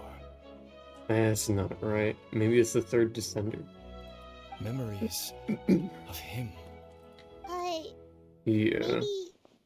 Maybe we just talked too much about him yesterday and you had a weird dream or something? No, it wasn't a dream. They're memories. Memories that suddenly appeared in my mind after I woke up. Is that so? And I'm certain I've never met this person before. Well, what exactly did you remember? I remember handing him the eye of the first field tiller. Huh? What? Okay, so this missing person definitely has something to do with the Abyss Order then! Yeah. Indeed. And it appears he possesses the ability to implant memories into the minds of others. Now, how is that possible? I mean, if I stretched my skill set with just my basic abilities enough, I could probably do that myself. Wait then. All the memories the villagers have of him, could they be fake too? Man, that would be Maybe complicated. they never knew him at all. I'd have to rewrite so many neural pathways. But why would he do something like that? Whatever the Abyss Order is planning, an important truth has been revealed to us this morning. What sort of truth? That their goal is still to obtain the eye of the first field tiller. They haven't stopped searching for it. Where is that, by the way? Did you, like, shove it up your ass or something? Cause, like, I don't remember where we ended up putting that. I am the only person who knows its location. Perhaps implanting that particular memory was an attempt to interfere with my mind in some way. Yeah. And, one, what if the memory is real? Two, is the eye in your ass? Your concerns are not entirely unfounded. I don't believe the Abyss Order is The capable running of joke. altering reality like Did that you just put yet. it in your ass? It's very safe. They can't find it there. They won't look there. However, considering their single-minded pursuit of the eye, I would say an equal level of caution is in order on our part. And I love how every time I ask, is it in your ass, some line that fits it, even vaguely fits it, immediately follows. Come with me. We must check whether the eye is still in our possession. I don't wanna. Oh, so you're going to take us to where you hid it? Please don't. But what if someone follows us? If we go straight there and someone is on our tail, aren't we just exposing the eye's location? Oh, we're about to see some eye open. That's for sure. I just don't think it's the one we're thinking about. Maybe that's the reason the Abyss Order implanted that memory in the first place. To force Dane to confirm the eye's location. Given what I know of him, though, I'm sure Dane has already thought of that possibility.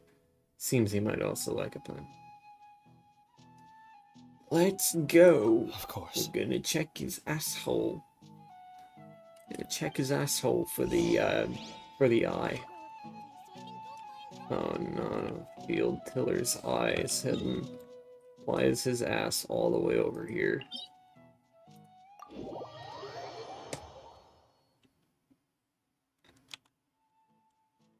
Bro's got the longest cake in all of history. Skyward! Scatter! Yeah! Skyward! Scatter! Yeah! Skyward! Scatter! Why did I just get nostalgia from playing Xian Yun? That should not be allowed. Yeah! So you hit it way out here? Not an easy place to discover, that's for sure. It was what, 4.4? 4.5? That wasn't that long ago. Well, let's go check to see if it's safe. Traveler, wait. Chew on. Oi.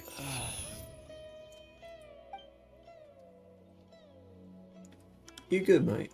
We've no time to lose. Let's head inside. Oh, I'm going inside. I don't wanna.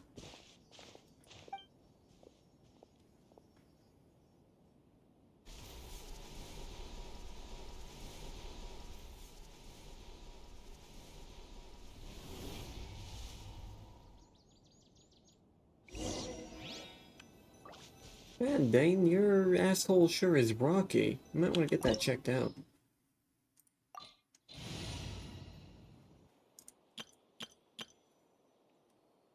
Yeah, this team should do.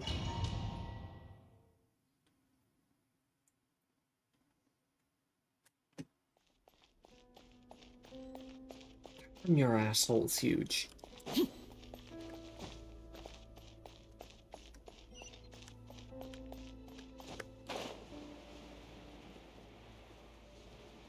If they thought I wasn't about to use last for this mission, they're absolutely insane.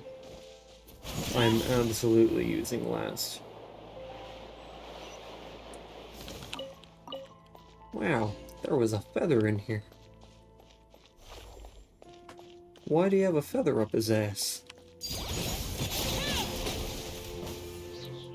Poke.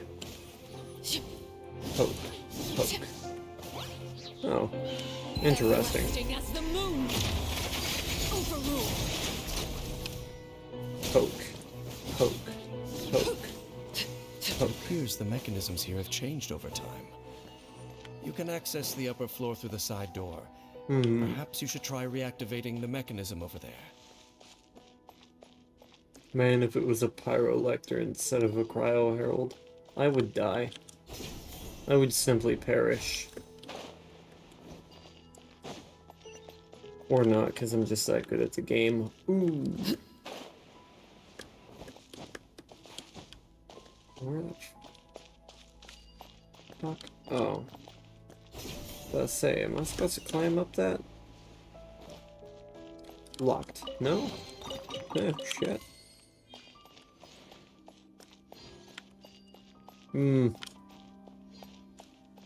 Getting Elden Ring vibes.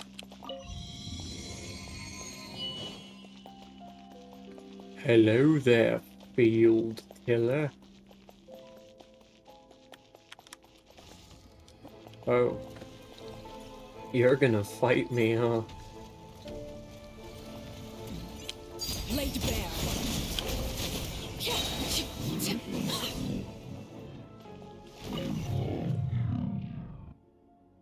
What's going on here?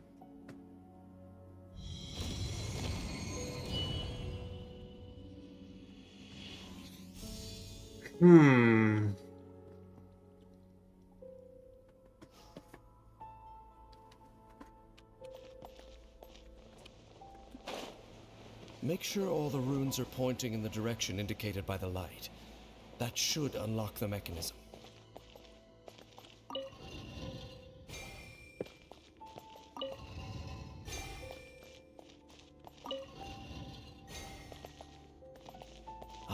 Easy. The door's open. Let's go. Our destination is just up ahead. Not for long? Not sure what you might be referring to.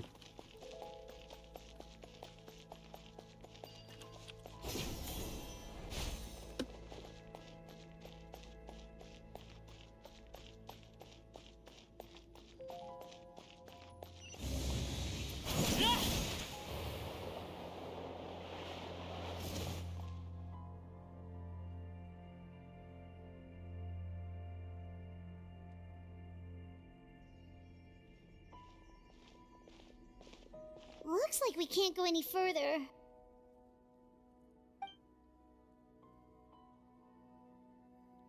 Be on your guard. I sense the presence of the abyss. Delicious. Oh. There's quite a bit of lag, but it was in reference to the Ruin Guard fighting. Yeah. You might want to check to see if you're all the way to the front of the stream. I do have a minor, like, I do have I think it's a low latency and not ultra low latency, but I don't think I have it on normal latency. And I'm not dropping any frames. Okay. Alrighty.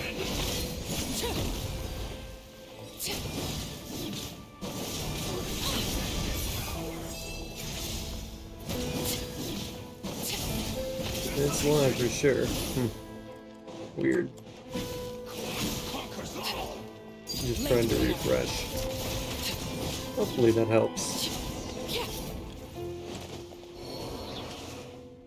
Just as I suspected. The false memories were a trap. The Abyss Order just wanted to follow us here. Now that they're in the vicinity, we should have a chance to see... Dane? What's wrong? Can you feel that? There's been a disturbance in the ley lines. It must be the work of the Abyss. The annoying thing about shields is that they can only go down so fast. We need shield melter characters. Some sort of enemy that digs through shields like it's nothing. Fought that guy with only Nervalet and 3 friendship farms. Wow, you I must would be perish. really You too. Do as I say. Use that mechanism over there and leave this place. The Abyss Order is putting something in motion. Just think of it as a way to divide and conquer. Alright. Hydro can deplete cryo shields. It just takes a while. Yeah, I didn't think it would be completely ineffective, but it's not the best. Thane does have a point, but something feels off. Oh, well, too late to take it back now.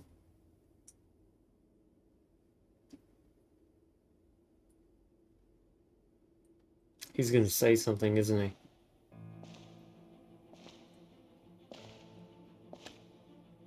Or do something?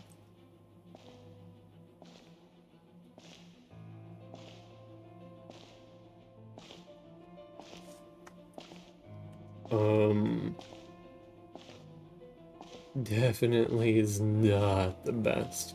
I'm assuming Pyro beats Cryo.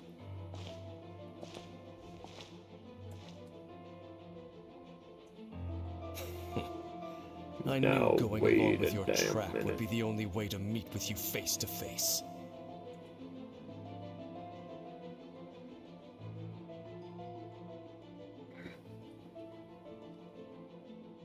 You risked your safety and that of the Eye?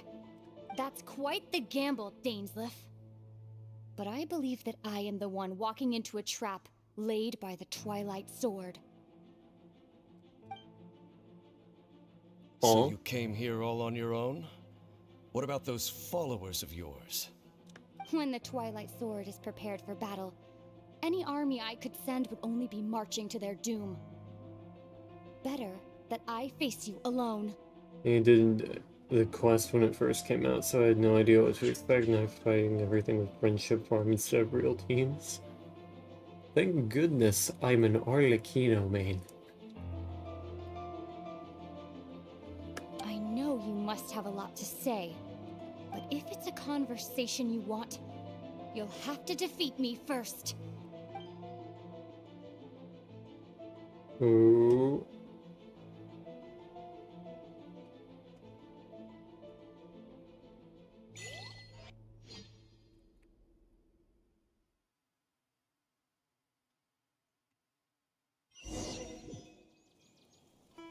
The Abyss Order's on the move. The ley lines are all out of whack. We better hurry back to Vimara Village and see what's going on. What? Oh boy. Hey, look at those hilly You trails over did there. with Arlecchino and Nervalet when you were raising their friendship, and that made everything super easy. And now we're at the bottom of the barrel with Remine. Penguin Chucker. Well, Emily and Yelan, they're sweet. Oh yeah. Weren't they acting super agitated just a little while ago? Alright, oh here's something. In the New World, they bade farewell to the shrouded sun. What? At last, they no longer needed to dwell on their suffering, or try to differentiate between various thoughts of blasphemy. Zach Aguilar? Such was the price they paid, and thus their souls became cleansed and pure. Did you hear that? What was that sound just now? It sounded so gentle. Could that voice be comforting the hilly trails in some way? It kind of sounded like the Traveler, but it This was is weird. Let's check if mildly this is happening off. anywhere else. It was just barely off. I'm gonna take their food. Cause like, fuck them. Right? Looks like the same thing is happening over here too. The hilly trails are calm. You see, we're both still here. We've reclaimed an endless amount of time to love. Release your tears. You no longer need to hold back your sorrow.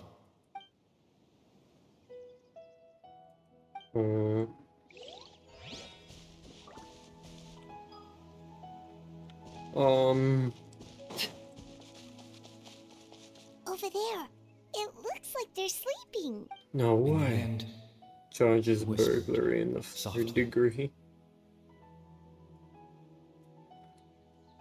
Yeah, that's gonna be...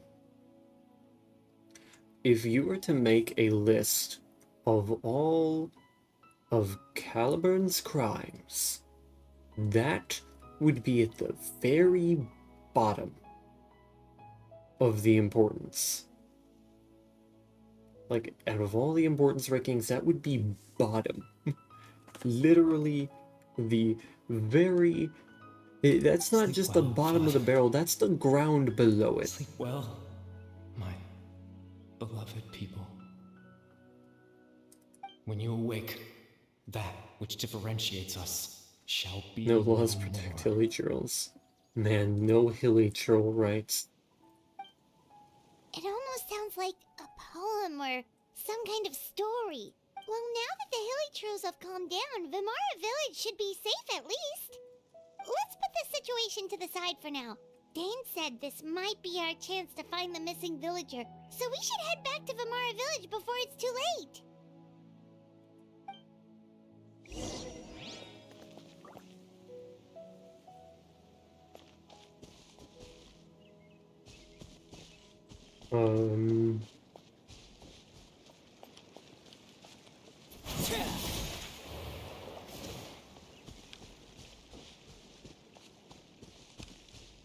Had to dip my toes in the water, you know?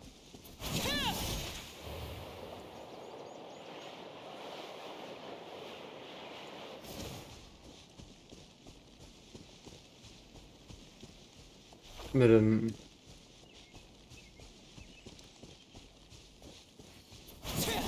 there'd be some pretty crazy charges at the very top of that barrel.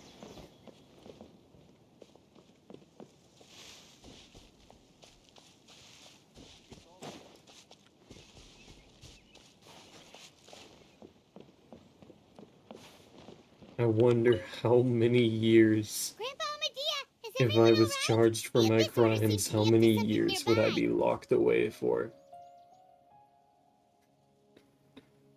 Like in a U.S. government, in like the U.S. government, how long would I be locked away for?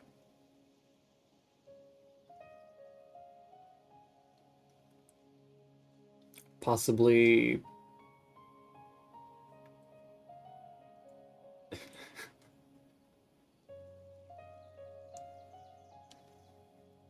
several octillion years.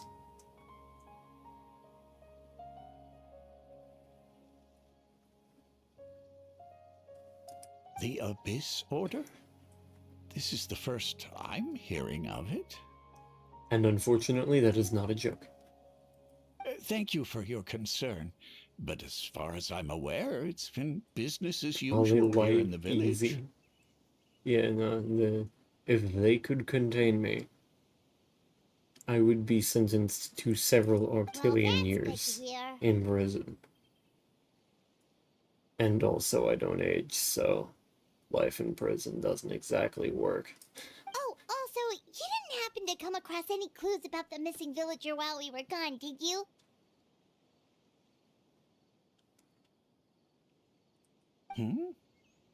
Someone's gone missing, you say? Who would that be? Huh?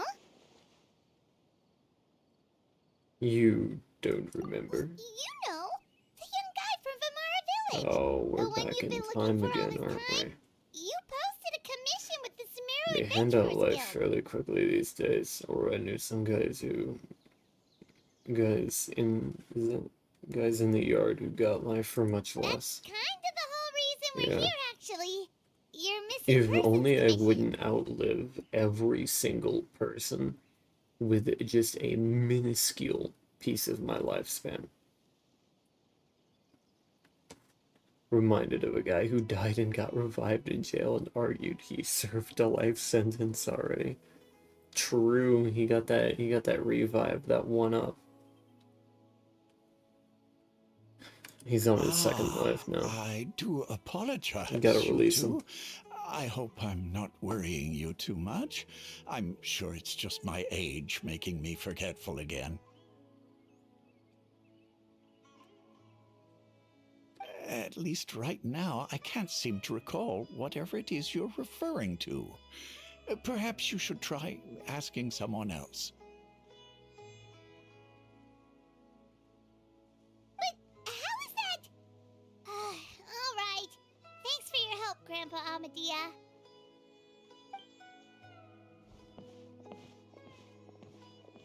Something's definitely not right. We just talked to Grandpa Amadea about the missing villager. There's no way he could have forgotten all about him just like that. We're back in What time do you again. think, Traveler? Could everyone's memories of the missing villager have been erased again? We're back right. in time We again. should narrow down the...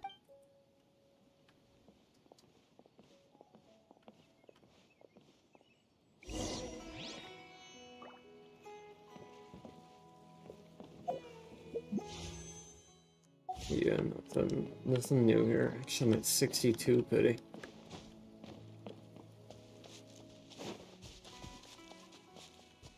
I just remembered.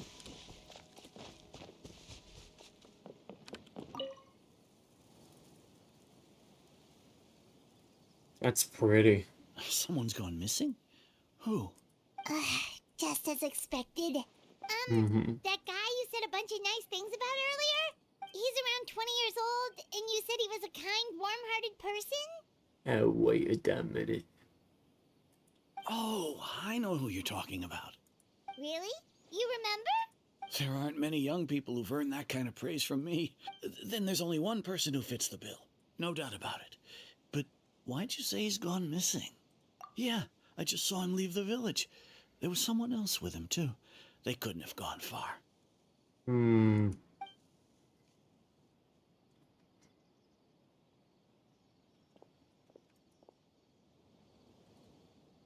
Strange. Bayram seems to remember him. And apparently he just saw him? Do you think maybe it's not that there's something wrong with people's memories? Yep.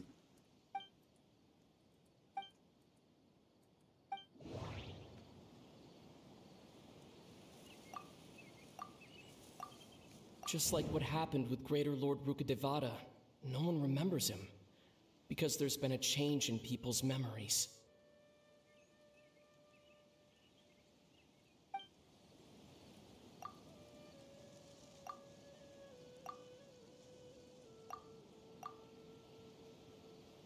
No, Bahram still remembers him. If we really did travel back to a time before he disappeared, that time travel is extremely difficult to perform. The current situation probably has something to do with the disturbances in the ley lines. I'm speaking from experience. Time travel is possibly one of the easiest things right now.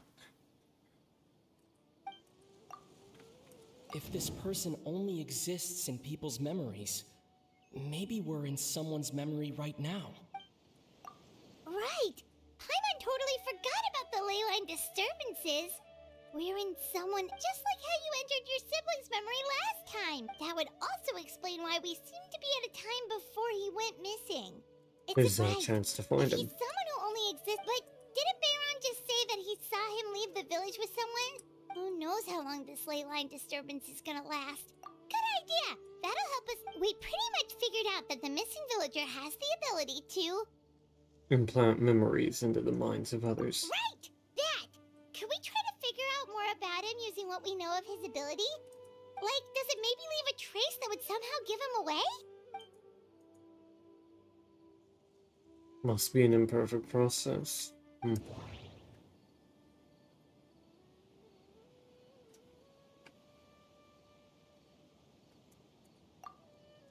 If time was allowed to pass within the false memories, there's a higher chance they might conflict with someone's original recollection. That would make it much harder to avoid That... No wonder! All this time and the sky hasn't changed a bit! That must mean time isn't passing! That's the tell of the fake memories!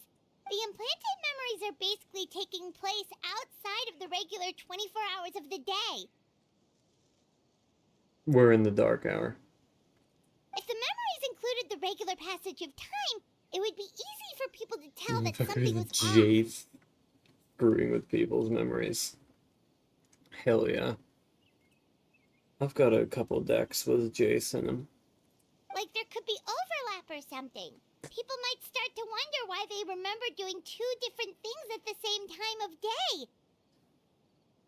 That's why he makes sure the memories take place at a specific moment in time rather than over a period of time.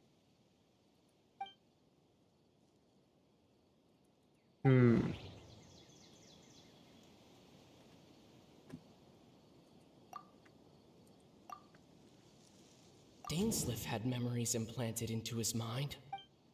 The color of the sky. This one. Oh, right! Come to think of it, every time we talked, time always passed by really slowly. Even when it felt like we'd been talking for hours, the sun would still be at the same position in the sky. Yep, that has to be it! This is definitely Atos's memory. To the tree. Yeah,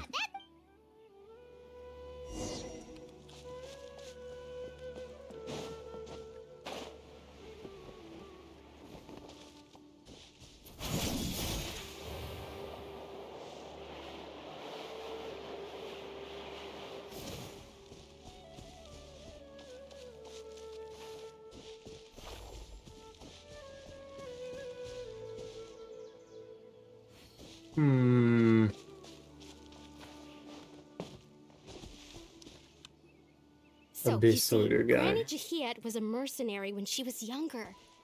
She just talks like that out of habit. Oh, there I go again. Always talking about my own things. Do you maybe have anything you want to share? It's okay if you don't. You could also just talk about what you think of me? I think you're an incredibly strong and thoughtful young woman. You'll meet many amazing people and live a very happy life. You won't miss someone like me. Huh? Are those your friends over there? No. I would like to stab this guy in the teeth. Oh, I found him, but why does he look kind of familiar? Oh, right. This version of Atosa hasn't met us yet. Yep. Friends? I guess you could say that. It must have taken them a lot of effort to find me. Oh, he's aware. So, I should see what they need. I'm sorry, Atosa. We'll have to continue this conversation another time. Another time, huh? Yeah, okay. I'll head back to the village then. Talk to you some other time.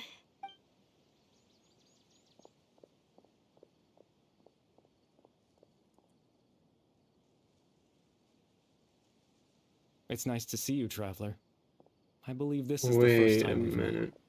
How the f you know my name? Wait a damn minute.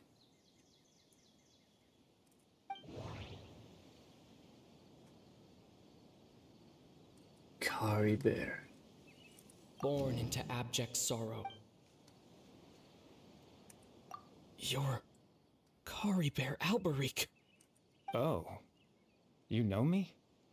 That's quite the surprise. I don't believe I've met you before. Oh, I see. It was the memory, wasn't it? Your sibling's memory. You saw the me from back then. This is Atosa's memory. I came here to say goodbye to her. The biggest, dumbest Garrick-esque football player in my old EDH group was the biggest J-simp. It was amusing. You know,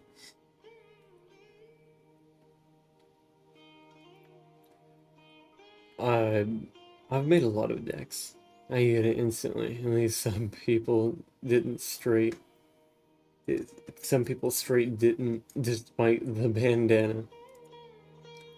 You know, like I was on it right there. It's like that bandana. But I suppose I'll just leave her a message instead. Come, let's find somewhere else to talk.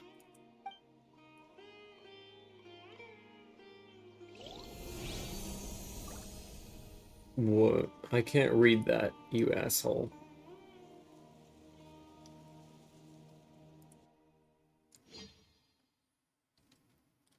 You aren't getting me with your stupid ass squiggles. You made those words up.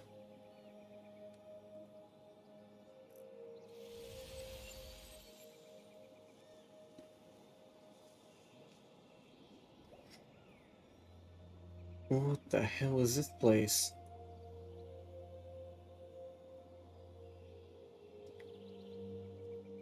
Well, I can tell you what it says later. Alright.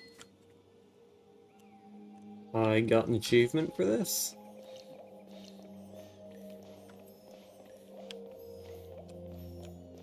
Where the fuck am I?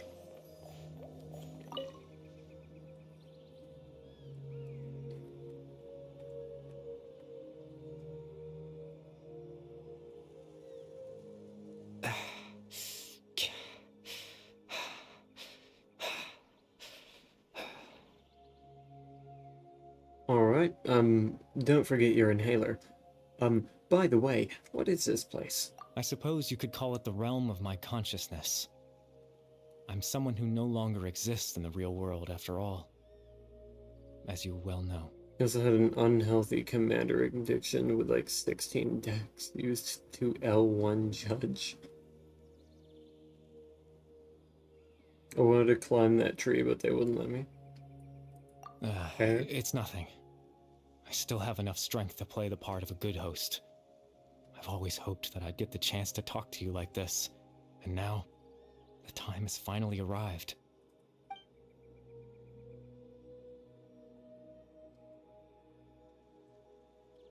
What exactly happened to you?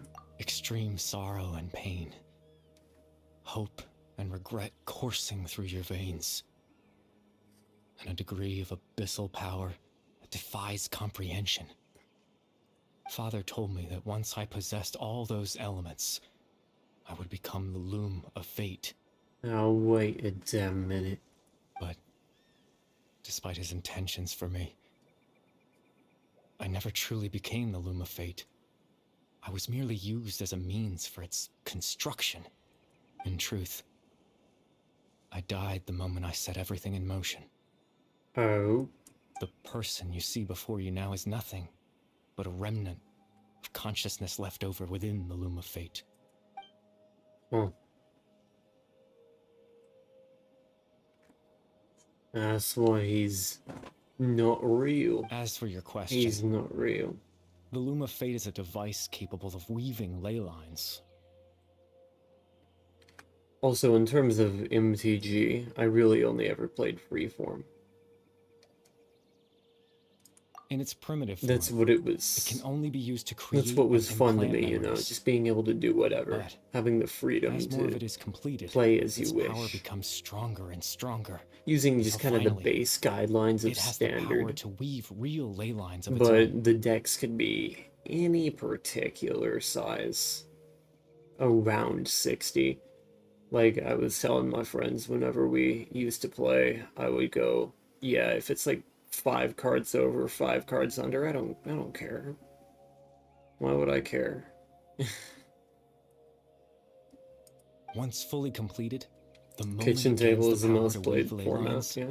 it Makes loses sense, the it's lower level the ability most to influence memories. variable way to play. It's the most fun way. Like there's no super restrictive rules, and that makes it capable of being fun for anybody. But it also becomes a tool that can change the entire world. So that was the source of your ability to implant memories? Yes.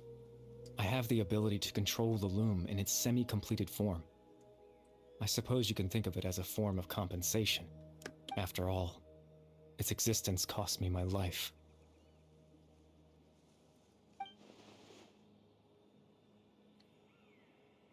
So the memories that suddenly appeared in Dane's mind were implanted by Kari Bear through the half-finished Loom of Fate. This makes sense, but I'm still lost as to why he went so far as to introduce himself to all the residents of Imara village. But why did you implant memories of yourself into the people of Imara village? Ah, that. I was wrong to implant those memories. I'm sorry I caused so much trouble. Not only for everyone in the village, but for you as well. I just wanted them to feel like I once existed in this world. As if I had a chance at life. So that's why. I would have never guessed. But is there any kind of meaning to this? Does only existing in people's memories really count as living? I know what you must be thinking. Why would I do something so meaningless? But I just couldn't accept it. I had to know what it would be like if I had my own life. What kind of person I would be. What other people would think of me. Chief Ahmadiyya, Baram, Granny Jahiyat, Atosa.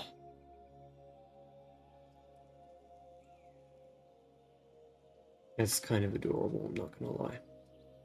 What would it be like if I could live alongside them?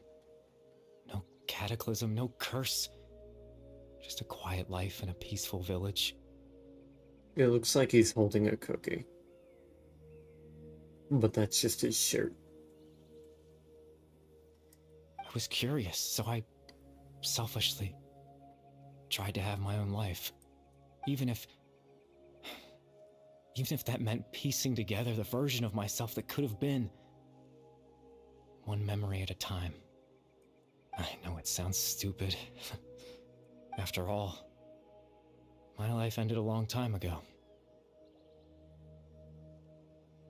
Any chance at living was stripped away from me when I was 8 years old. My consciousness left to mature in an illusory world of nothingness. Look like a cookie. Yeah, he's got Pepperidge Farm remembers. Even the form you see before you was nothing but an invention based on my father's appearance. An imagined version of what I would look like if I had the chance to grow up. In the end, this all stems from the tragedy that occurred in Conria back then. You know, everyone is looking for you. I know. But there's nothing I can do to make them find me. If I could exist in the real world, I would return without a second thought and surprise them with the suddenness of it all. But, well, that's not possible for me. As though I understand it, even though you only appeared in their memories, your existence was a great comfort to them. They all believe you once lived among them. I know. In other words, you were among us. Dun dun dun dun dun dun dun. Well, now that I've found you, let's continue this conversation some other time. Dane might still need my help. Captain Dainsleif? Twilight's sword, you mean? No need to meet up with him. Things should already be settled on his end. Settled? Exactly. As someone who could only exist in people's memories, the fact that I'm able to talk to you in my consciousness like this can only mean one thing. The big ol' sussy baka. And now I will perish. Exactly, as someone who can only exist in people's memories, the fact that I will talk to you in my consciousness like this can only mean one thing. The rule of fate has already been completed. Oh. Well. Splendid. Can I eat it? No need to worry about Captain Dainsleif. He's absolutely fine. The only reason he lost the eye was because I happened to guess exactly what he was planning. Captain Dainsleif has had the eye inside his body this whole time, hasn't he?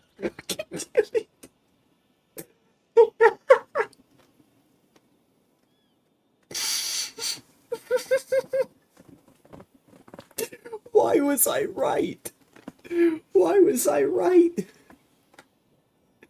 No.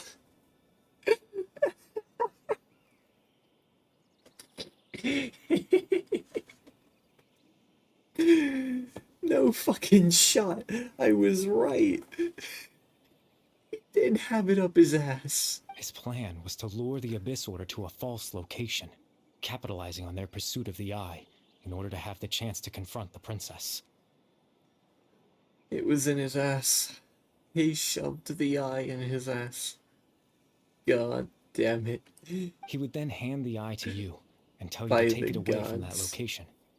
That way, Captain Dainsleif could accomplish his own goal and ensure the safety of the Eye all at once. A very thorough plan. They never handed me the eye. That's right. Because in his mind, he had given it to you already. Wait a damn minute.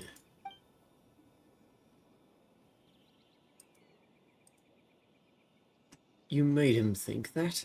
Before When? you two entered that false location. Traveler, wait.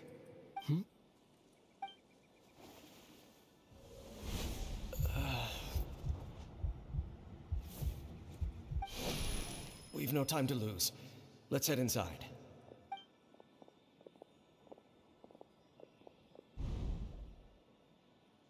Hmm.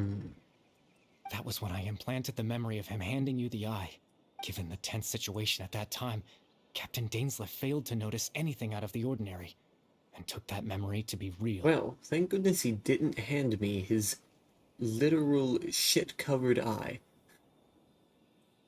I'm sorry, Traveler. Appreciate that. But I needed the Loom of Fate to be completed. And to do that, we had to retrieve the eye.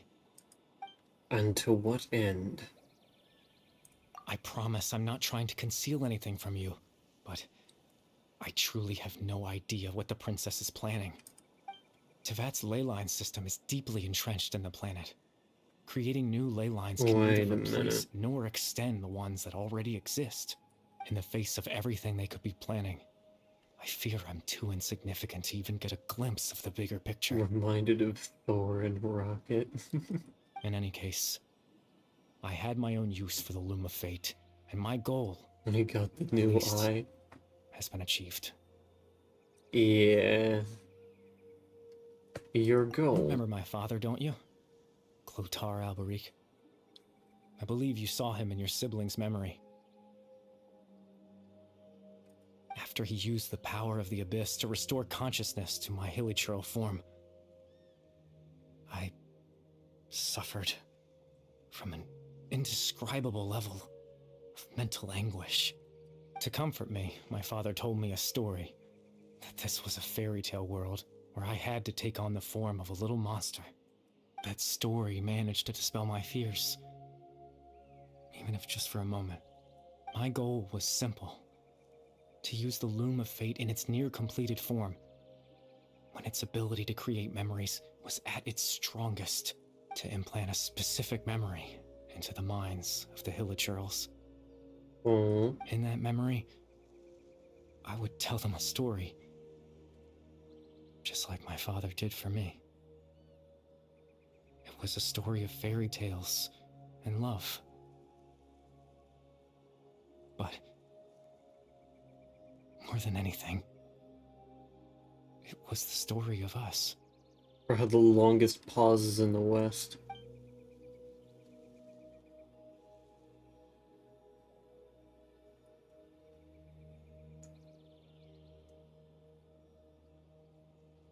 So the thing that caused the hilichurls to calm down back then was Caribear's story. So that was his goal. It was the only thing he wanted. Had a device as powerful as the Loom of Fate at his disposal, and all he wanted to do with it was offer the hilichurls a moment of comfort and peace. I can't change the world. Not when I lost the very right to exist within it. Implanting those memories, that was the most worthwhile thing I could offer. Perhaps. All that's left of my existence is a wisp of residual consciousness tied to the Loom of Fate. In truth, that trace of my consciousness should have dissipated long ago. My goal was the one thing that allowed me to hold on all this time. But now, the bedtime story is finished. And it's finally time to rest. Oh.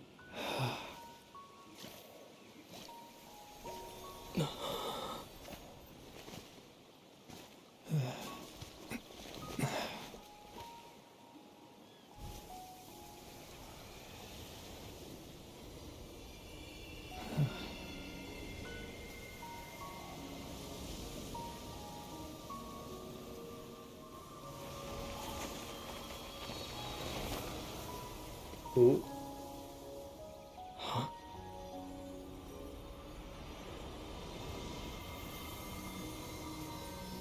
Oh. He vaporized. Looks like I was too late to see Caribear one last time.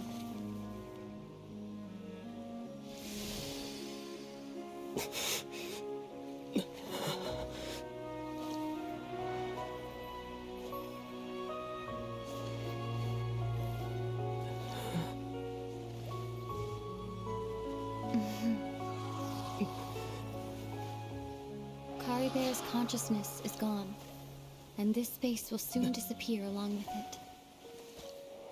Neither of us belongs here. That's why we're not tangible. Were that not the case, I'd love to hug you too. Well, how about a conversation? Just gonna have a little chat. The chance to just stop and talk like this is certainly not easy to come by. Wouldn't you agree? Yeah. That battle earlier was tough. The one against Dane, I mean. I didn't expect that after everything, he would still hesitate to raise his sword against me. Were it not for that, perhaps I'd still be no match for the Twilight Sword. Even after 500 years. Fucking angry. Oh my god, he's fucking pissed.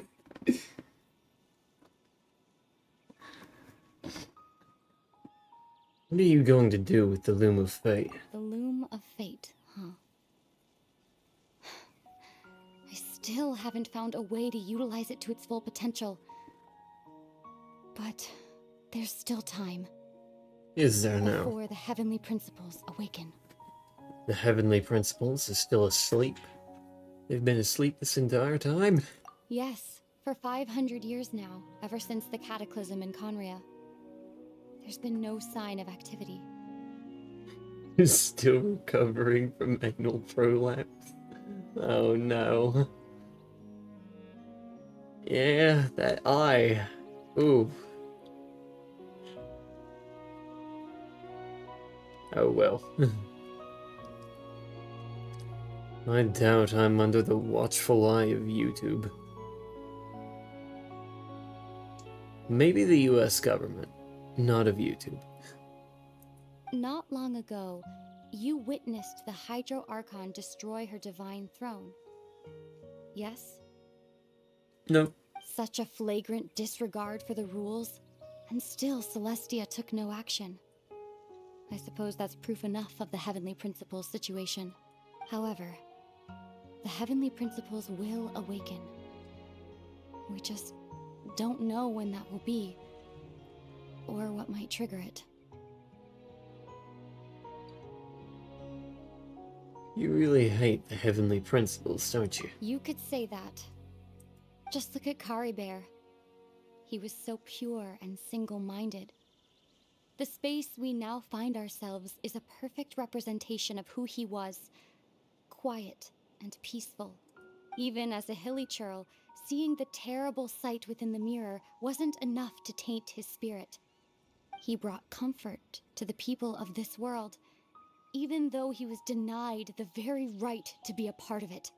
So ask yourself this. Who was it that deprived him of that right to exist? Of course, that's only one example. My feelings about the Heavenly Principles are too complicated to explain in just a few words. So why not work with the Fatui? Come, join me. We'll fight them together. Under the Saritsa herself. Ether?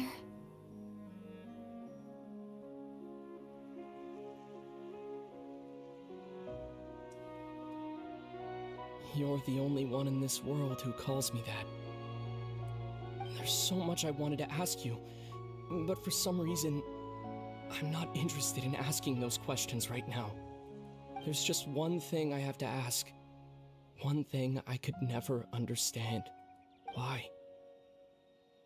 Why can't we continue our journey together? And is it gonna cuck us out of that answer? At the end of my journey, I Is that arrived what at a it's gonna place do? known as the Sea of Flowers at the end. Do Mm-hmm. you remember? A long time ago, when we traveled between worlds together, you told me you wanted to find a place in the universe where that one flower was in full bloom. To have a place like that suddenly appear before me. Well, would you think of that as a coincidence? You mean... I miss you too, Ether. But as this war continues to rage, and as I continue to seek that final answer, I don't even know how to face myself sometimes, let alone my own brother. What's going on? He just told you that. The world's This collapsing. space has lost its tether. I doubt it'll be able to exist much longer. In fact, aside from our inability to physically interact with each other, there's something else you should know about this space. Oh. With Kari Bear gone, we won't be able to remember anything that happened here. Everything in space will be wiped from existence, including all memory of our reunion. Wait, she can't do that. I'm not tangible. Still don't know what the Sea of Flowers at the end means, but yeah. You're only telling me this now?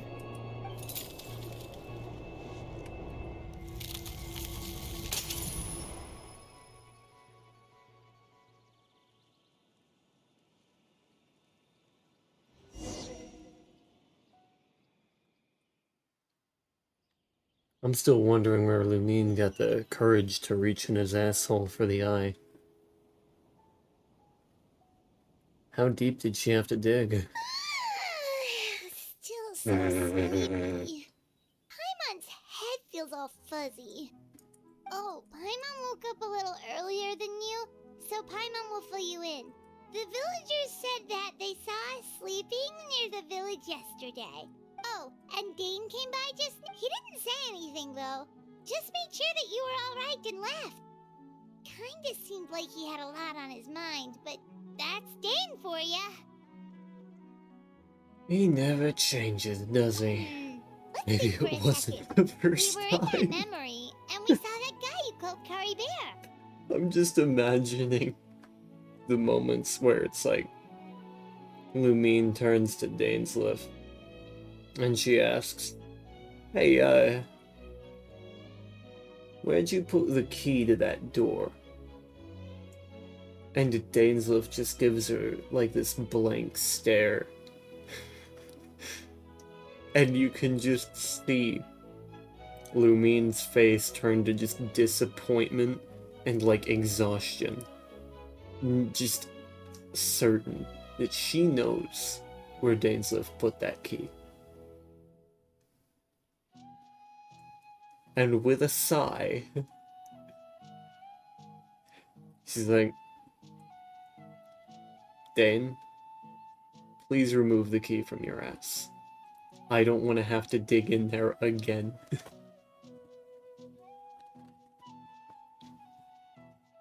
He was the missing villager that we've been trying to find, right? And after that, Paimon doesn't remember what happened. Wait. Well, what happened after that? No. Don't seem to remember.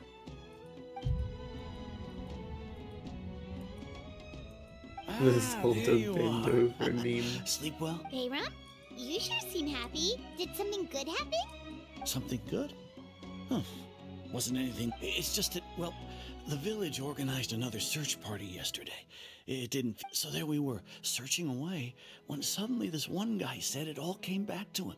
According to him, one day around dusk, he was passing by this one tree outside the village, and he saw our missing villager. There he was, sleeping under that tree all by himself. His parents came a little later to wake him up, and they all left together.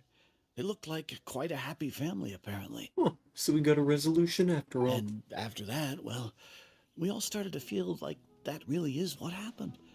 Kind of strange that we forgot all about it for so long.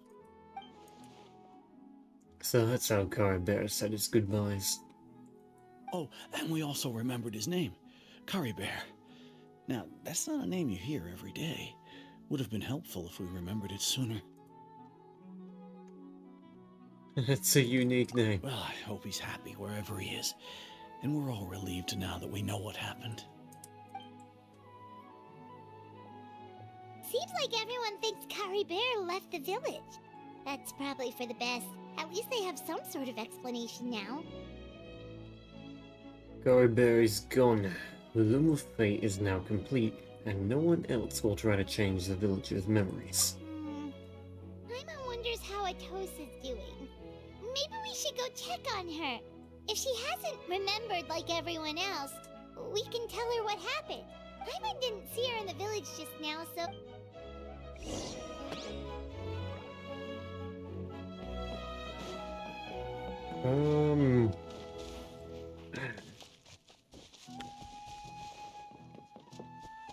Kumar? Coom? No, not Coom. I've heard enough of that lately. Enough of the Coom. Please.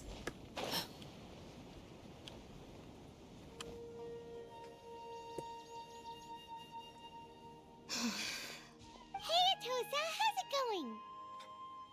Oh, she looks sad. Oh, it's you two. I was just about to go looking for you. I was part of the search party, so I remember what happened to Caribear now. Honestly, I just can't believe I forgot something so important. I'm sure he wouldn't want you to forget him. It's funny, but I have this feeling he told me the same thing. I guess it doesn't really matter anyway. I'm just happy I got to meet him. Check up in the tree, or what?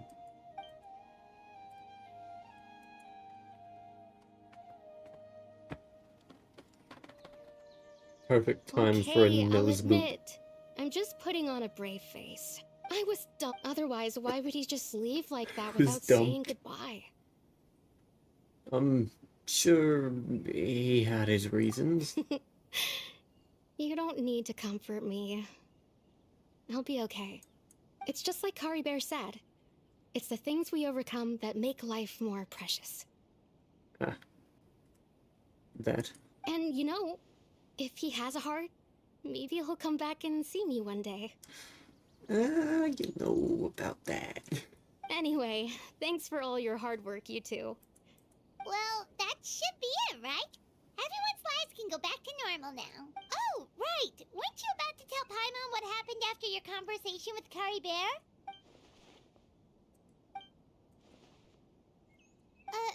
A picture?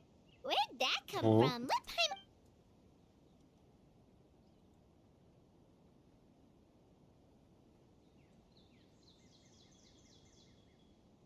Now wait a damn minute. Now wait a damn minute. How the fuck was that picture taken?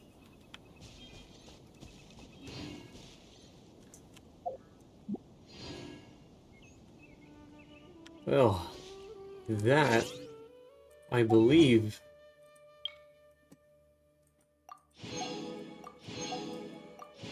is the very last,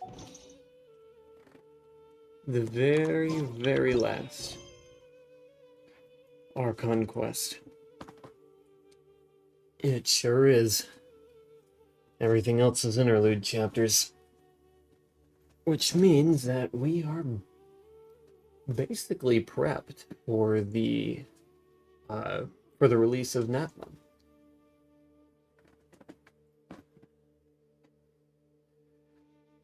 Very good. What could the children And oh, I'm 30 short. Never mind. Let them do as they please. I'm 30 short.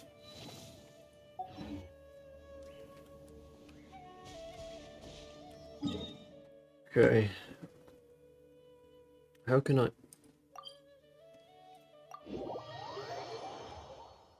Right. Yeah, I don't have enough for another one. And where in the left hell is this? Why can't I just track that? You guys suck. Why should I not be able to track that? That. Fontaine quests? Yeah, this one? Cool. Interesting that bedtime story didn't count. Another thing that I need to do really quick is check on the Fountain of Lucine, and... Oh, that's not how that works. Let's see if I can't find at least one thing that I can turn into an end-of-stream poll.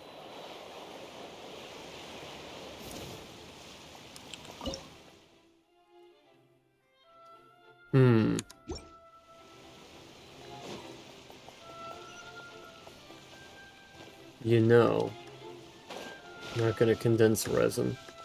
I could do that later. I don't even think I have enough pieces for that. I just need 3 hydro sigils. You. What the fuck? Huh? Oh, nope. That's not the right button.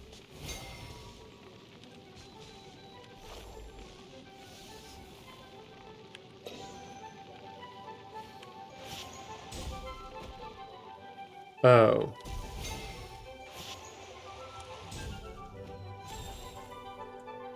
I see.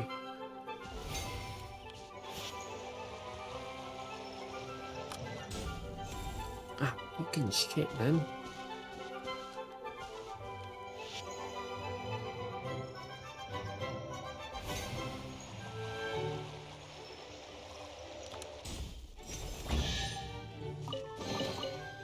That should not have been that hard.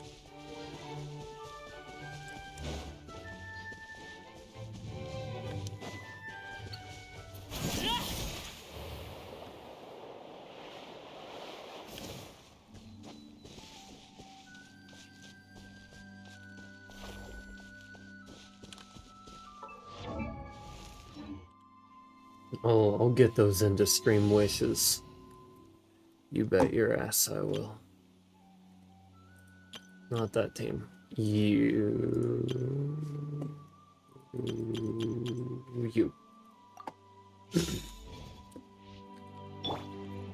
Bring on the exploration team.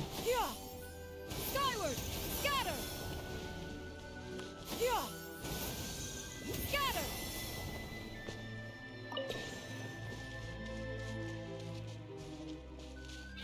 No, if only I knew what the exact purpose of that was.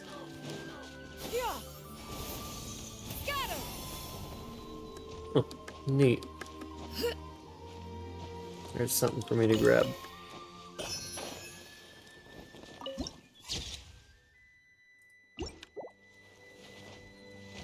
Okay.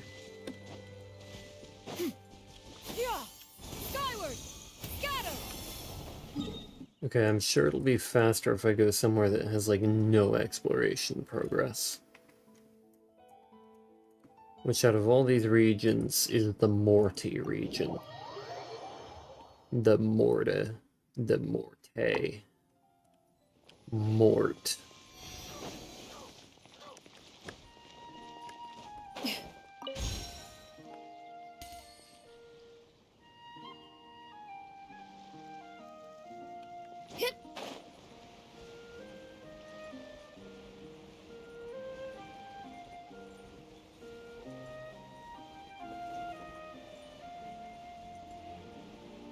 There might be a couple of puzzles here that I can do. Maybe. Nope, that's not the right button.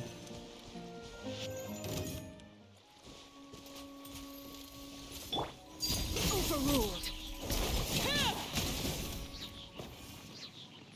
What? Can I please move? Please? Why would you make me stand in fire?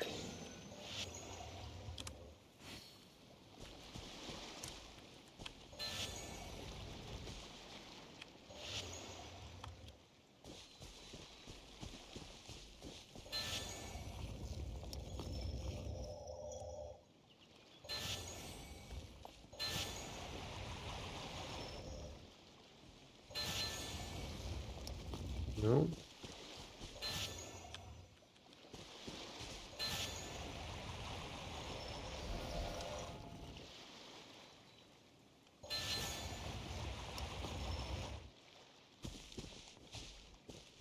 Oh, okay. No, it's this one.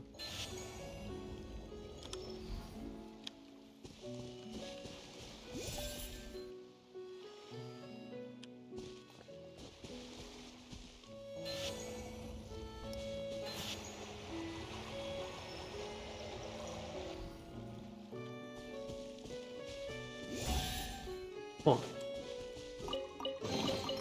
What greater pleasure is there than the Burning his is unexpected? fine. True.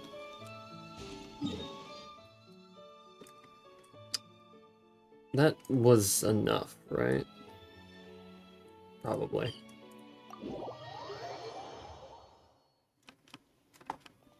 Yeah! Skyward! Scatter! Scatter! I'm getting those into stream. Those into stream wishes. You bet your ass I am.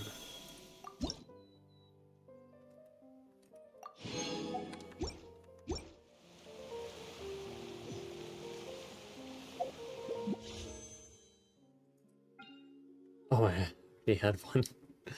That's funny that that slipped by. Well, we get a couple extra then. I should have skipped on it. I should have just hit skip. What am I doing?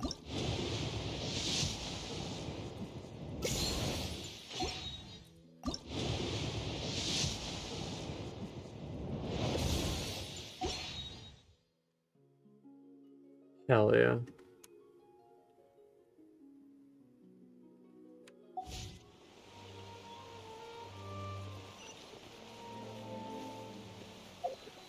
Alrighty. Oh. Well, you know what that means? There's more shit that I gotta click. It means I am gonna... Oh, fuck it. Which ones are they? Stairway to Wangshu? I'll take care of it. We'll get one more. Simply because it happens to be 4.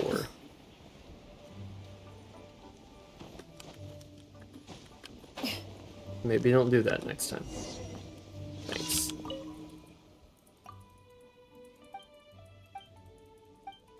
I don't care.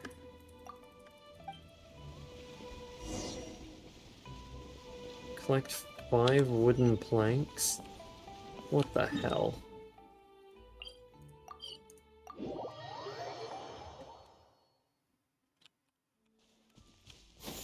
Skyward! Yeah! Skyward! Scatter!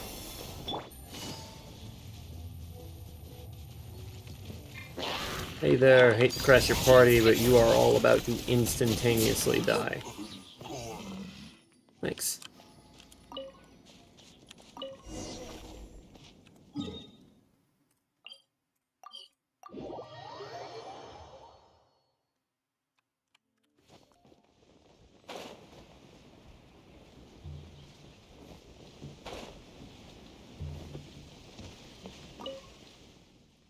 Here you go. Oh, so I was actually probably supposed to do this, huh? I just never did.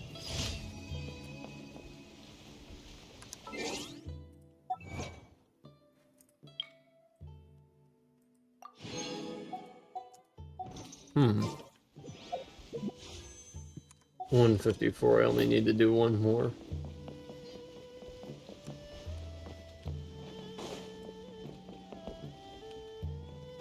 Is anything still broken here? It doesn't look like it. Hmm. Good stuff. And what about this? Increasing danger, so that one's not really important.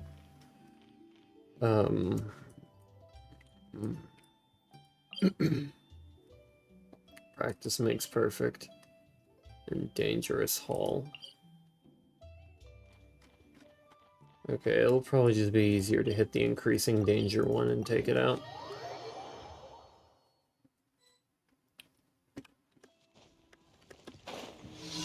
Oh wow, destroy the hilly churl towers. Where have I seen this before? Now perish.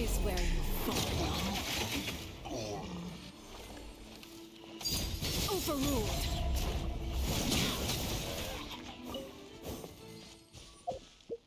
And that will be our actual end of stream wish. Excellent, it's still a blue. 63 pity, boys. 63 pity. But yeah, that's gonna be it for tonight. So, thank you all so much for watching. I'm going to go to my screen, where I will drag myself into the center so you can all see me really good. Turn off the desktop audio, shut some of this stuff down, and then we look for our raid victim. Who will be our victim today?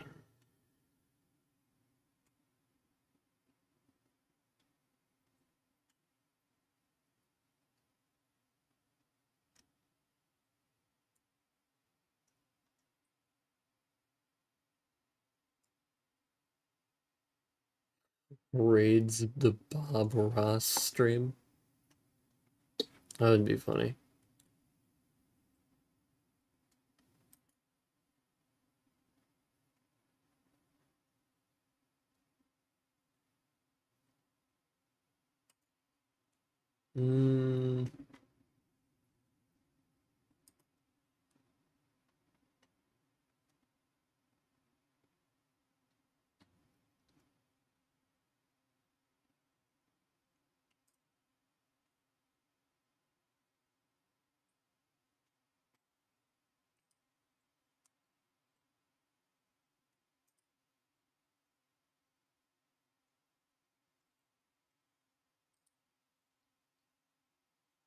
Sometimes it's just a little hard to make a decision.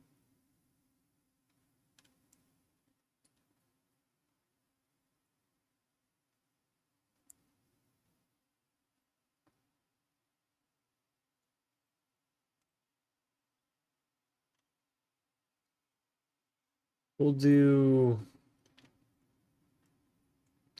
Yeah, I haven't raided here in a bit.